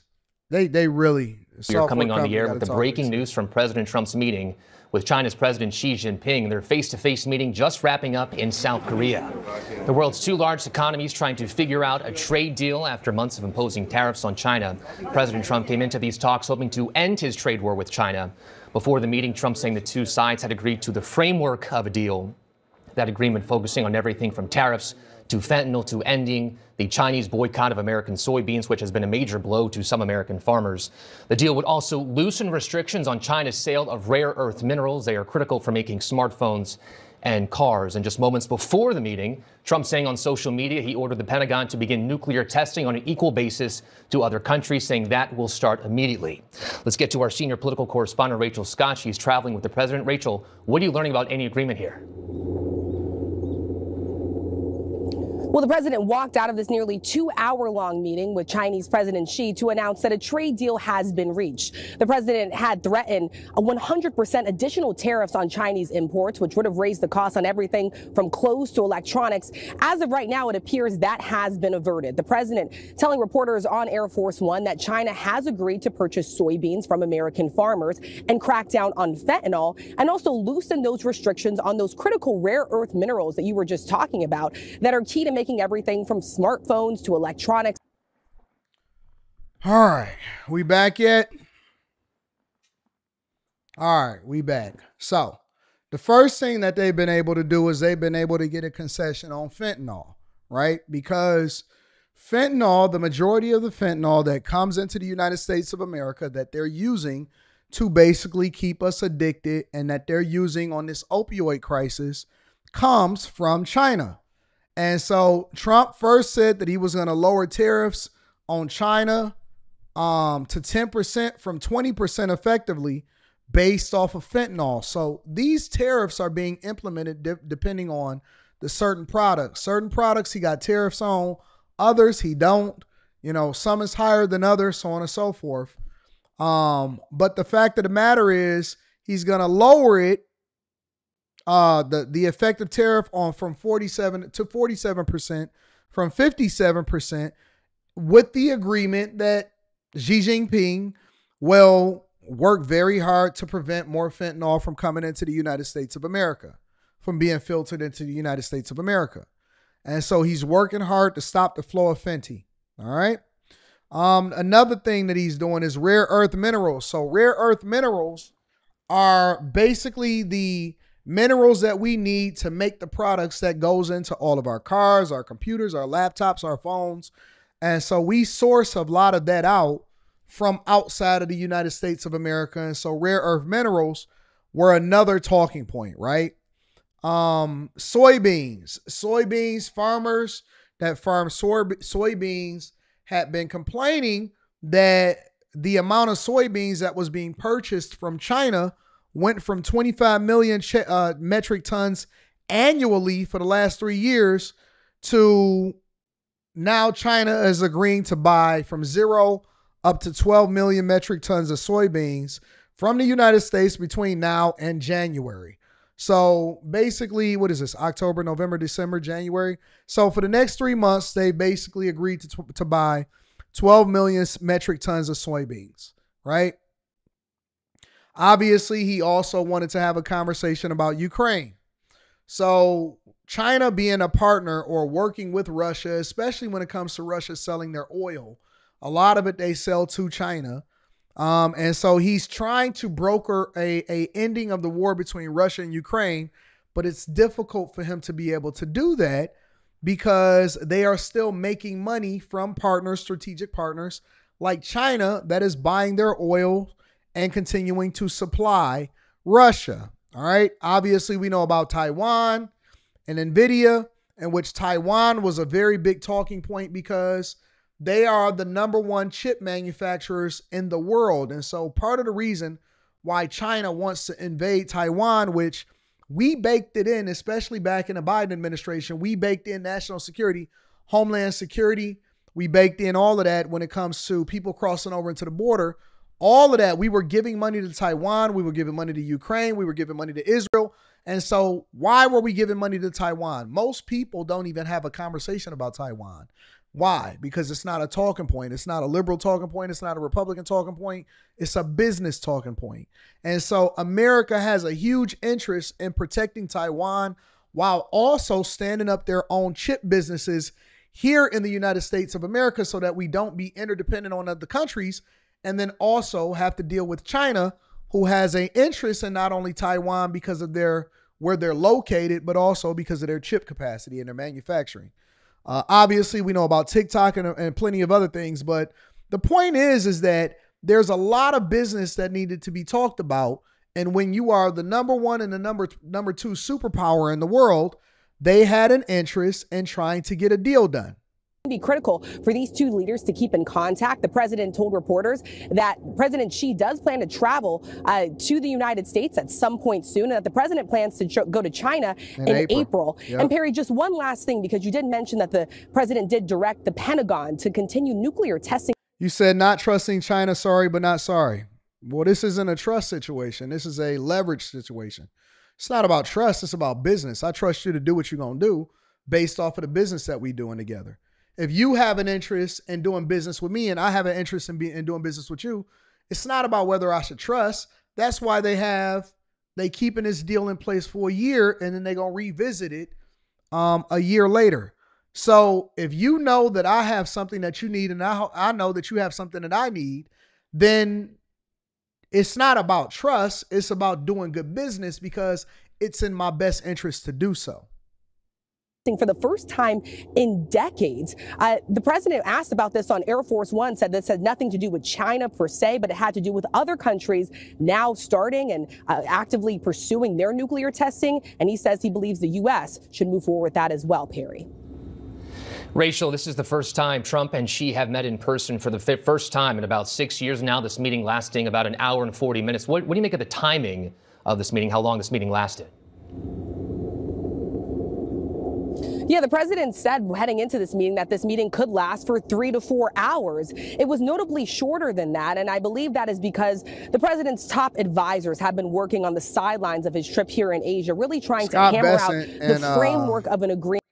Scott, man, he got some monsters on his team. If you notice, Trump says stay surrounded with the same people. Rubio, Scott Bessent. They stay surrounded with the same people. The crew be working on stuff behind the scenes all the time. To really avert the trade war, that additional 100% tariff that the president had threatened. And so the president was very optimistic heading into this meeting. He believed that these two leaders were going to reach a deal. Again, these are the two world's largest economies here coming in to meet to try to figure out a path forward. And the president ultimately walking out of this meeting saying that they have a deal and that they plan to sign it very soon, Perry. Rachel Scott, thank you. Let's get now to ABC's Britt Clenich. She is in Hong Kong. President Trump says he will now travel to China in April. Also, Britt, Trump saying that this meeting today on a scale of 1 to 10 was a 12. You have covered the impact of this trade war for months now. What's your reaction to these talks? Yeah, Perry, well, a truce of sorts. A lot of people can't even appreciate this deal, this level of deal making because they too busy worried about the food stamps. It may be. We've been on the ground inside factories in eastern China. We've seen firsthand recently where they are heavily diversifying production away from U.S. customers, because they haven't seen America as a reliable partner for some time. But, those I've spoken to, they say they still recognize it's an important market and want to see business with Americans return. But, as a general rule, when it comes to covering China, reading the tea leaves, you always look at what it does, not what it says. And we've also seen China produce these long-term plans with a focus on self-reliance. And it's funny because I look at these manufacturing facilities and, people keep saying, oh, man, Chinese vehicles. Do you know that people in Russia are actually revolting at the fact that Chinese vehicles over there, that they don't have any service? See if I can put it up.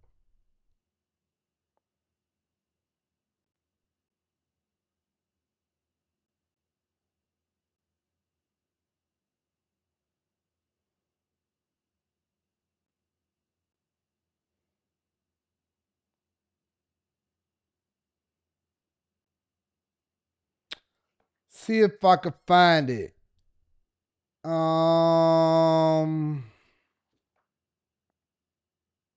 Here it is.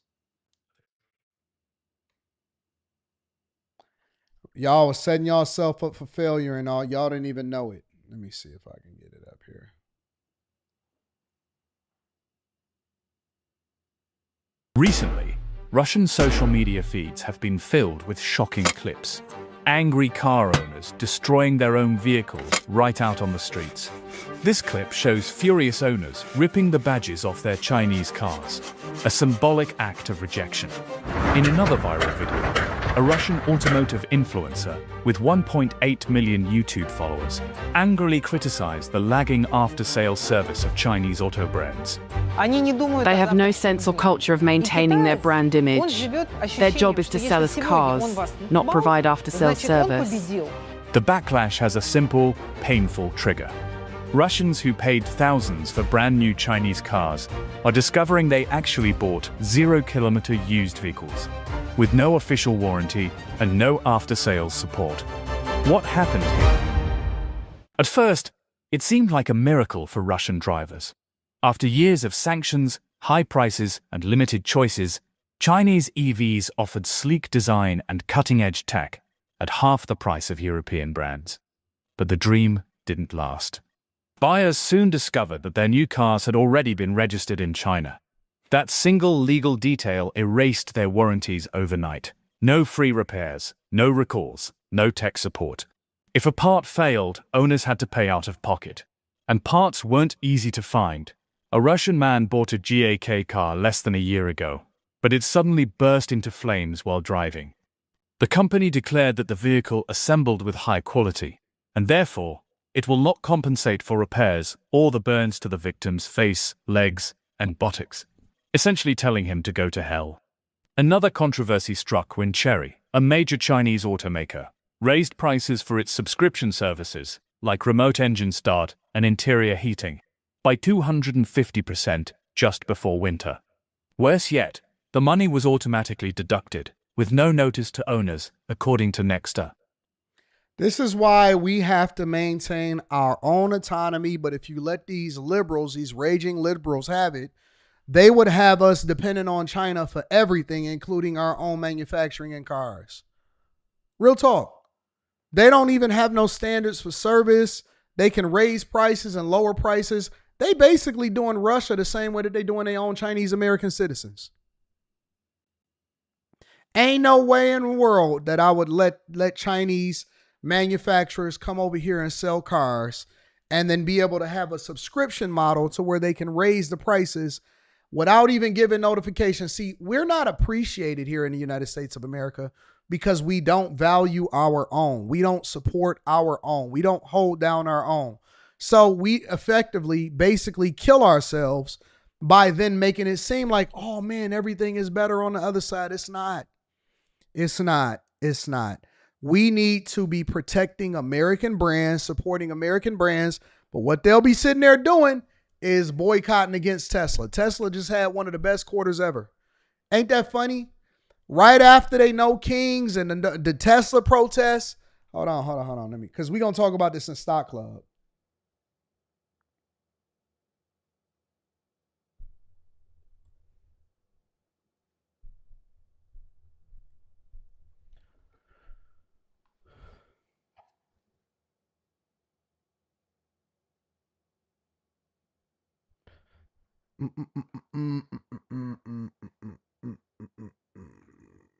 Quarterly revenue was $28 billion. Even though they removed all of the EV incentives and they removing all of that stuff. Quarterly revenue was $28 billion. And that was supposed to be low. They did have increased operating expenses. We're going to go into that. We're going to go into that later. But the point is that if you let them tell it, then we should only be rocking out with foreign competitors and let China just come over here with size 12 shoes and kick ass and take names. Ain't no way in the world that I would let them come over here and subsidize Chinese vehicles and give it to American consumers and have them become a part of their ecosystem. Nicholas Henry says Tesla designs are trash. I absolutely disagree with you. I think that their designs are dope. I like the fact that they are more futuristic, and I'll do you one better. I actually think that Tesla, I am a huge gas vehicle lover, right? I'm a car enthusiast. I'm thinking I'm going to be in SEMA. Is anybody in here going to be at SEMA in Vegas next week? So I do think that I'm going to go to SEMA next week in Vegas. I literally just got invited, and so I'll probably pull up to SEMA next week in Vegas. They said that they're going to give me a media press pass and that I'll be able to get in there early and check it out. I don't need all of that. Yeah, I mean, give me the free pass so that I can come into the show. But I don't necessarily need all of that, though. But I'll probably be at SEMA. I just found that out this morning in Vegas next week. So we're going to see about that. I got to travel to go do an interview on Saturday and whatever. So I'm definitely a huge gearhead, automotive. Just got the truck back. It'll be in the next vlog. And, just got a new Ripper-Tune code. I told you all about that, the Ripper-Tune code here at intake. Got a tune, all of that stuff. But I also love the technology that comes with electric vehicles. I just think that it's good when you're talking about day-to-day driving. If I'm trying to make sure that my girl or my kid can get to and from, and they can do so at minimum costs, and you can get an electric plug or a hookup at your crib, I'm definitely getting an electric car. It saves so much money. You gonna be at SEMA, Larry Jackson? That'd be dope. I heard that Dodge is planning something big too. Yeah, I'm definitely gonna be there. But I think that it's great. I think that the Tesla model, all of them. I think that the Model Y, the Model X, all of them are great vehicles. And I probably would never not have a Tesla in my fleet. I got all 4 automakers. I got Dodge, I got Ford, I got Tesla, I got General Motors, got to keep a Chevy, all of that. They don't make the Trackhawk. I think they stopped making the Trackhawk in 2021. And so it's great, man. You literally just unplug, and then you drive. And you can get my Cybertruck, for example, get 300 miles of range. I don't think that everybody need a Cybertruck, but I like the Cybertruck. You unplug and you just go. You just ride. And then you go home and you plug up. If you got, a fast charger, take maybe an hour and a half to 2 hours to fully charge. And you back at, I usually keep my stuff at about 85% to prevent battery degradation. And I just go from there. No Rivian. Yeah, I think I'm going to get a Rivian next because I'm invested in Rivian. So I think I'm going to get a Rivian next. When I decide to get rid of the Cybertruck, I'll probably get a Rivian after that. Shout out to Rivian. Beat It Up Kool-Aid says, 80, you always wanted to be a white man. And hey, y'all, think about this. They actually pay for this and they don't think that I'm going to read it, but I'm going to read it because you paid for it.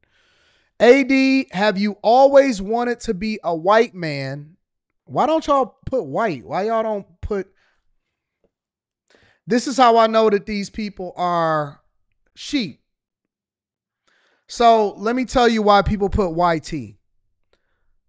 What people don't know is that here on YouTube, I choose the censorship options. On the Millionaire Morning Show, I removed all censorship so people could say whatever it is that they want to say. But this person, who obviously we all know that it's not even their profile picture, they are saying what they say on TikTok. So on TikTok, because they have censorship, they can't say white people and just say whatever they want to say. They got to say YT people. So when I hear people that speak like this, I know that they are a part of a group of people that take their talking points from everybody else because they're using the same lingo, they're using the same language, and so they are part of these group of people that's fake pro-black people that think that they know what they're talking about. But let's read it. AD, have you always wanted to be a YT man, a white man? With all of this cooning you be doing? Serious question. I've always wanted to be your mama's favorite pimp. Honest to God, I do. I just want to face fuck your mama all day long. All day long. I just want her to live in my lap. She lives in my lap. That's what Andre 3000 said. She lives in my lap, forever my fiance. She lives in my lap.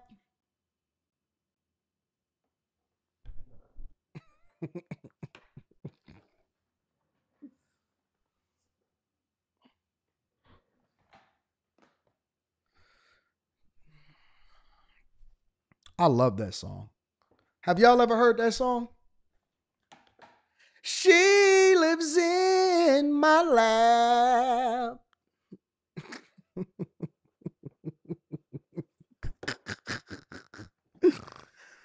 Oh, man, oh, man, oh, man. Yo, I'm from Detroit. If you're paying me for me to troll you, that is the dumbest thing that I could ever think of in my entire life.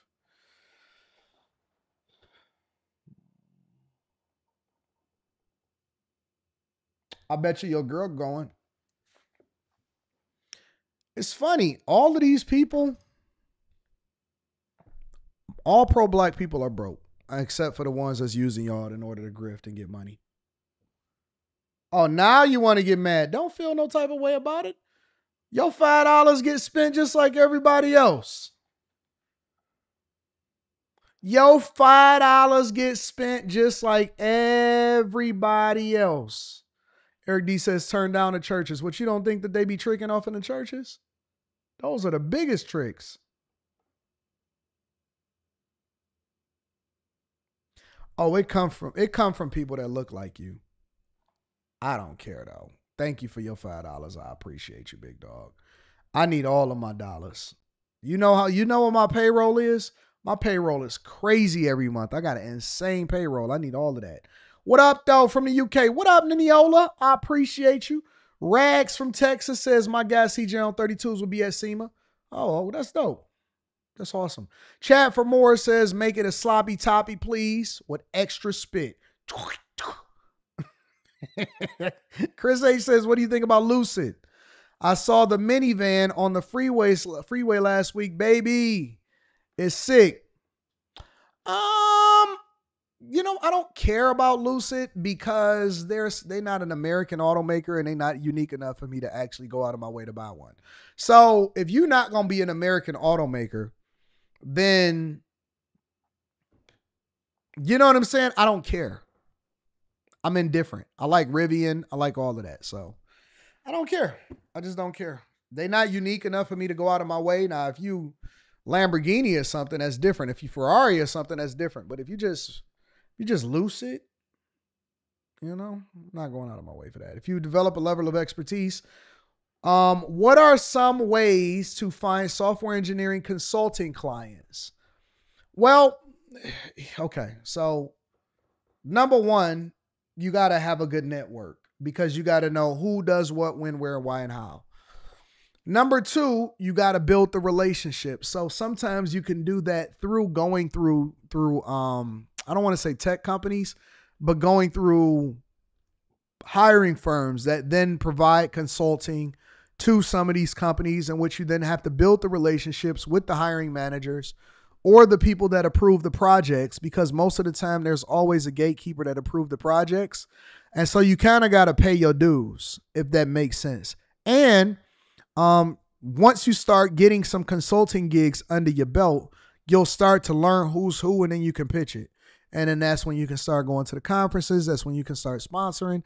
That's when you can start pitching bigger businesses and services, so on and so forth. So you basically got to get yourself into the door.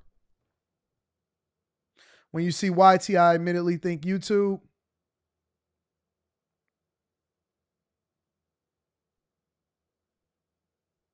Says telling somebody's mom to give that muffler throat is crazy work. Well, I only do it when they try to get disrespectful. You know what I'm saying? It's only appropriate when the disrespect warrants it. They be thinking that they really be cooking. What do you think about this? Like, I don't know. Your mama gave good head last night, and so I'm kind of relieved. So some of the stuff just roll off my back. Imagine you being pro-black and your mama getting bust down at the same time. Some of y'all too poor to be pro anything, to be honest with you.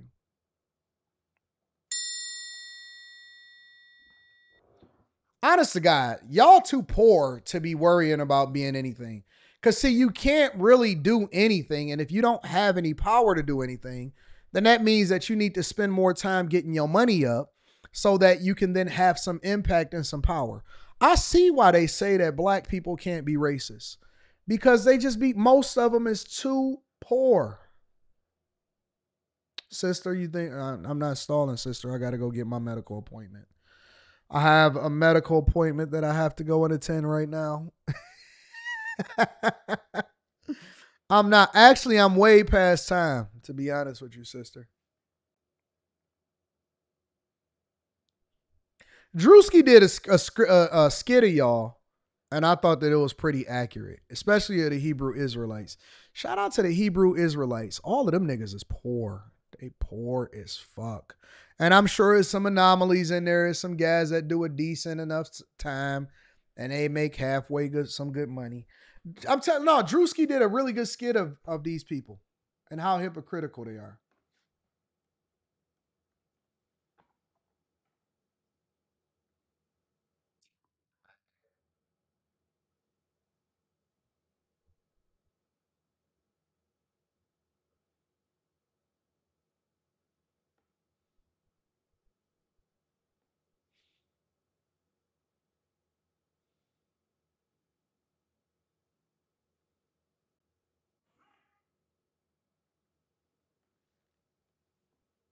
This is what I think about pro-blacks and Hebrew Israelites.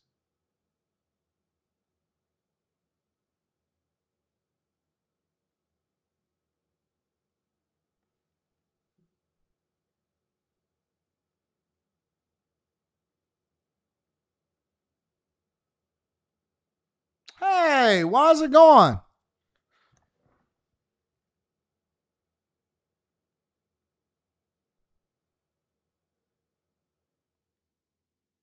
Here, let's see if we can do it this way. How about this?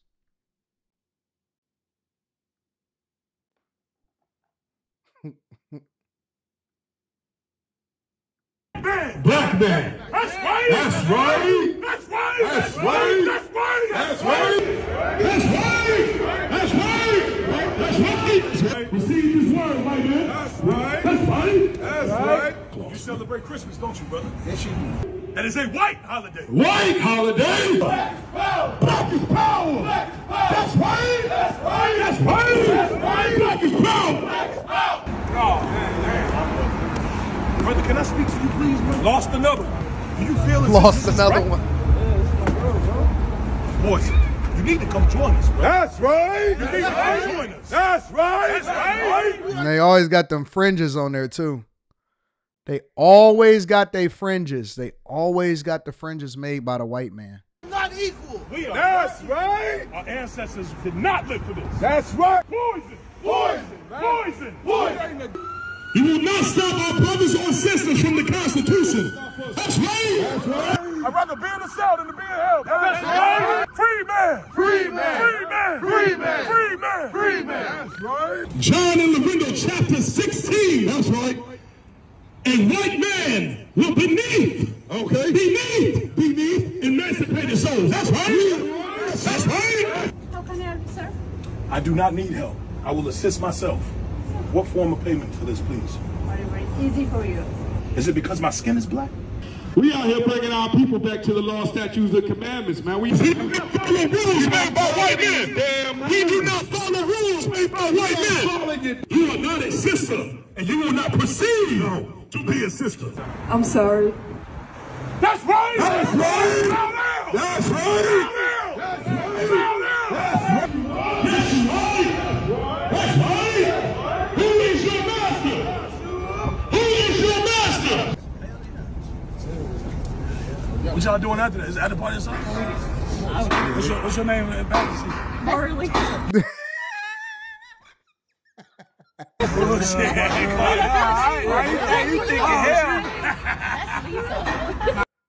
And you know what's so funny about pro-black people? You know what else I notice about them? You know what else I notice about pro-black people? Is that they love snow bunnies.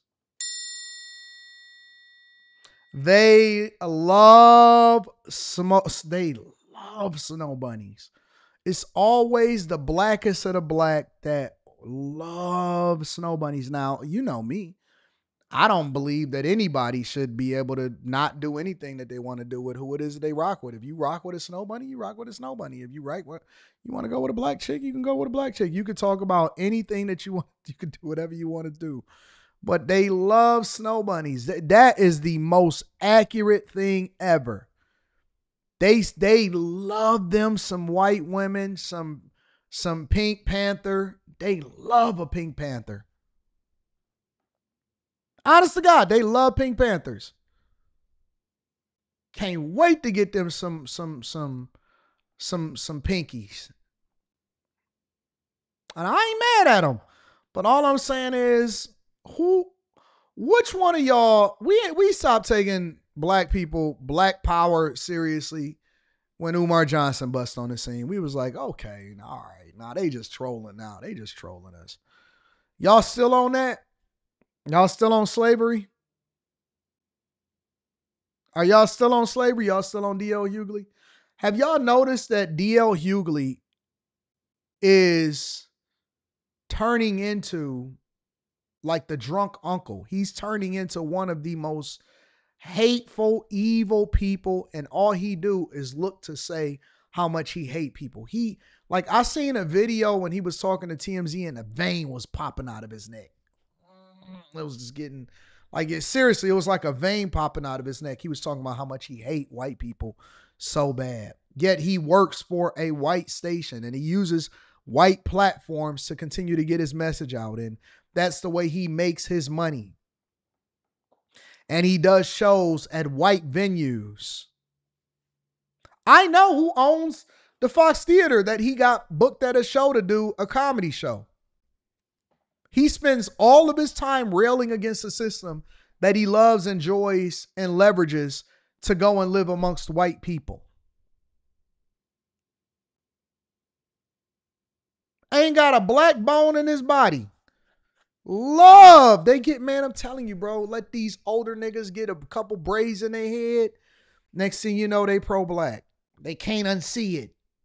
Oh my God, I hate white people. It's like, nigga, get over yourself. Get over yourself. These people are absolutely just intolerable. Can you imagine being around this type of person on a regular basis? They'll throw everybody under the bus. They'll embrace the gay community. They'll embrace Kamala Harris. They'll embrace the worst things for the community while living amongst white people, paying their property taxes in some of the most prestigious neighborhoods, and then at the same time talk about how black they are. Ain't got a real bone in their body. Just grifting, just shifting and grifting, shifting and grifting. This is idiots, bro. Meanwhile, they peers have left them by. Like the peers just blew up and just continue to run up a bag and left them behind. Even Steve Harvey done left behind D.L. Hughley. Even Steve Harvey have left behind D.L. Hughley. Who was the kings of comedy? Steve Harvey, D.L. Hughley, Bernie Mac, and Cedric the Entertainer, right? It's bad. It's bad out here. That's all right. That's right. That's right. That's right. They always offended. Never accountable.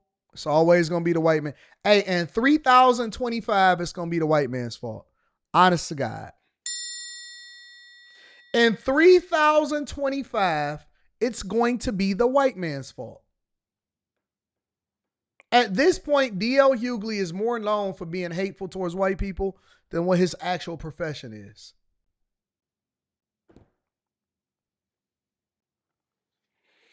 Oh, it don't matter if we agree with Steve Harvey or not. All we saying is that he's more successful. Steve Harvey is right in a lot of things and he's wrong in a lot of things. We could separate the two. We could say that Steve Harvey's advice may be a little bit trash when it comes to relationships, but his advice when it comes to work ethic and business is incredible. We able to separate the two because we don't have hate. That's the thing that hate prevents you from doing. It prevents you from getting your blessings because you're stuck on one thing. Hate prevents you from being able to get to your blessings because you can't be objective. And that's why most people in black culture are broke. There's going to be a few people that do okay, and most of them are broke because they can't chew the meat and spit out the bones. They can't separate themselves from the thing that they don't agree with for the thing that's best for them. They'll cut off their nose to spite their face. And so I can look at something, even when it comes to a Democrat, right? I can look at a Democrat and say, man, they're good at this or they're good at that, but I don't necessarily agree with what they stand for and what they message. And so I'm able to learn from them. I learn work. One of the reasons why Kevin Hart is my favorite comedian is because he has incredible marketing skills, incredible work ethic, and he generates the most revenue out of all of them. Now, you may not necessarily agree with Kevin Hart and say, oh, I don't think he's the best comedian. Well, I don't always look at it from a comedic perspective. I look at it from a business perspective. Kevin Hart is a businessman that tends to tell jokes so that he can go and run up a bag and then get it back for his friends. I like his loyalty. I like the fact that he's been on tour. Every time he go on tour, he tours with the same people. I like his in-person stand-up comedy. You may not care about his specials, but when you go to the show, everybody in the motherfucking place be cracking up and laying on the floor. I like the fact that he knows how to continue to stay relevant. He works with the youth. He not dissing the younger comedians and trying to prevent them from getting on. He embraces Kai. He embraced Drewski. You know what I'm saying? He go and put in the work, and he never stopped working, and he still continue to grind. I like certain things about Kevin Hart that other people are not able to remove their opinion about who's the greatest comedian and be objective about, because there's things that he says and that he does that you can learn from. I think I read his book. Yeah, I got his book right here. I don't care about rappers, but I think that a lot of their biographies is good. I read everything.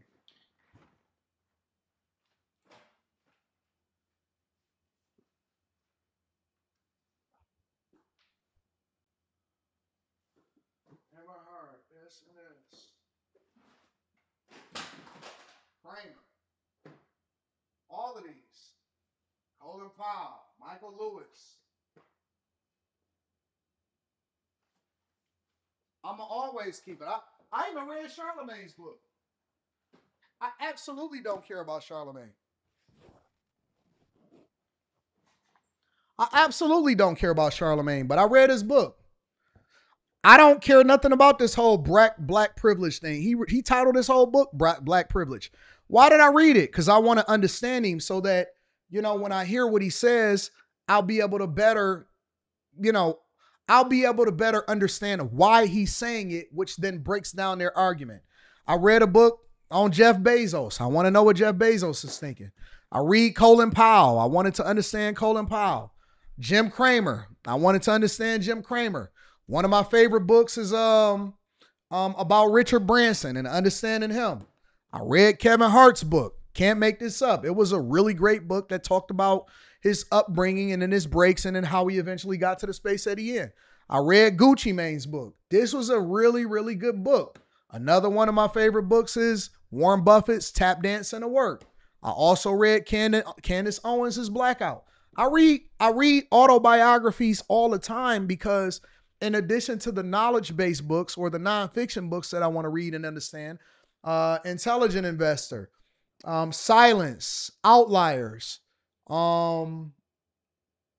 are some of these other ones? The Subtle Art of Not Giving a Fuck, Cutting Your Expenses in Half, The Tanning of America, you know who that is, right?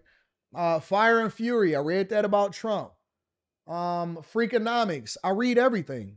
And so I always try to get a little bit of knowledge, and so I spend at least a half hour a day reading something in addition to the hour that I spend studying the Bible.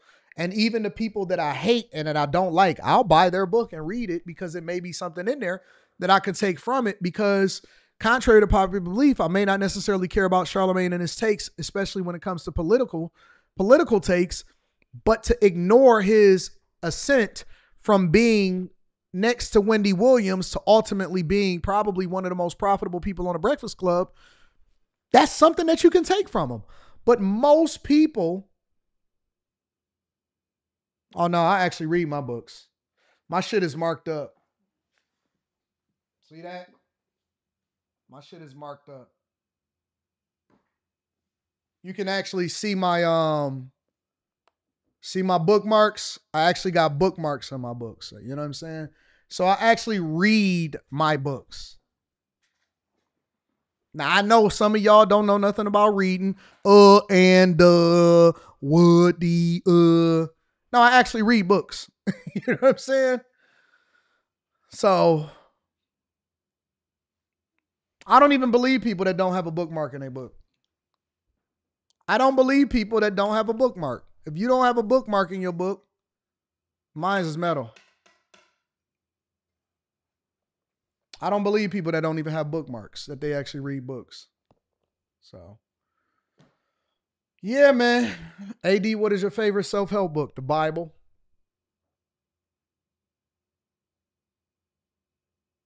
The Bible is my favorite. But again, that's why I don't think that pro-black people a lot of times are successful, because they can't be objective enough to actually save themselves from themselves. You know what I'm saying? Oh, well, guess what? It's time to go get my prostate exam. I'm not going to get it. Let me get this one.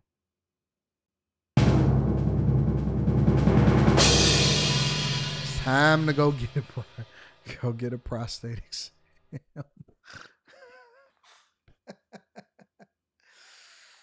Oh, I gotta go get a prostate exam. Yes, I do. Yes, I do. Shout out to Mr. Lot says, I read that one. Shout out to you, bro.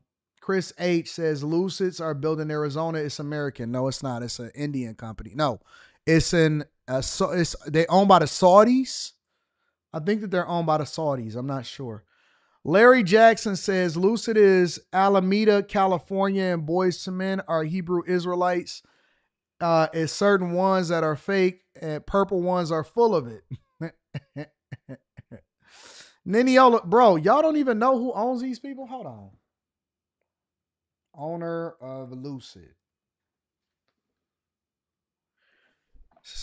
Now, maybe I can educate y'all. Let me help y'all a little bit before I go over and get my whatever.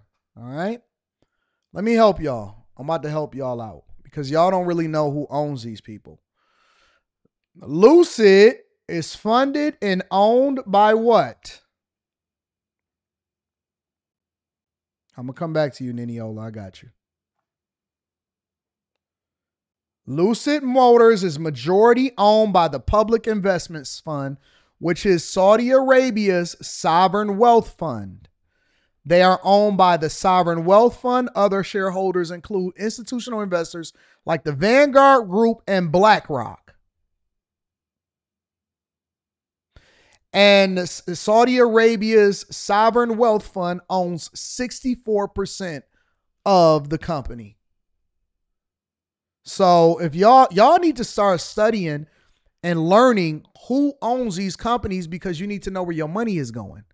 BlackRock, Vanguard, the Sovereign Wealth Fund, UBS Financial, they are the ones that own and fund Lucid. So just because it is in a certain location does not mean that it is not owned and operated and funded by people outside of the United States of America.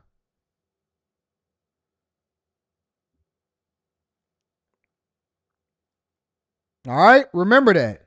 Stop thinking that just because it's made here that it's not owned and that it's not funded by people outside of here.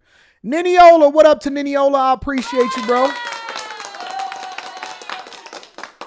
Hey, AD Bag Chaser here. I'd like to start live streaming on YouTube to build my influence and credibility for consulting work. I've been consulting since 2018 without a personal brand. Thoughts? YouTube is the hardest platform to break into, but it's the most lucrative. If you ever get into YouTube, I think that it's important for you to have a story behind it. You got to tell your story. That's how you build your brand. That's how people attract themselves to you. It's because then they'll have an interest in either seeing you win or lose. Hopefully win more than lose, though. That's what I would say. You got to build your brand one video, one story at a time. That's why I still do vlogs. Vlogs don't really move the needle for me when it comes to profitability, but it also relates people to me. And it helps me to continue to tell my story in between all of this other stuff that I got going on. That's what I was saying, Niniola. I still vlog for that reason. Do the Right Thing says my boxelitis definitely had me chasing a rabbit. I'm chasing it like Neo, the white rabbit from time to time. I love my black women though. The snow bunnies. Chasing the snow bunnies. James Smith says, hey, Anton, all Israelites aren't like that. I think you would like these brothers. One body. They bring the truth and aren't racist. I believe that. I'm still going to tease y'all. Manny plays because some of y'all be on the street looking stupid. If the doctor tells you that they have to put you under before they can start the prostate exam, you better, man, ain't nobody putting me under ever. DL stands for down low. Y'all crazy. James Luke Divine says, will you make a book? I would definitely buy one if you do. What? My life is the vlog. I don't see the point in writing a book. What's the point? You exercise the broken clock concept. If I missed any super chats today, I will tell y'all that it's because I had a drop in connection for a second, but I got to go get this prostate exam. So I will see y'all tonight after I cry, and then I go on after hours. I love y'all. I appreciate y'all. I'm going to holler at y'all tonight. Peace.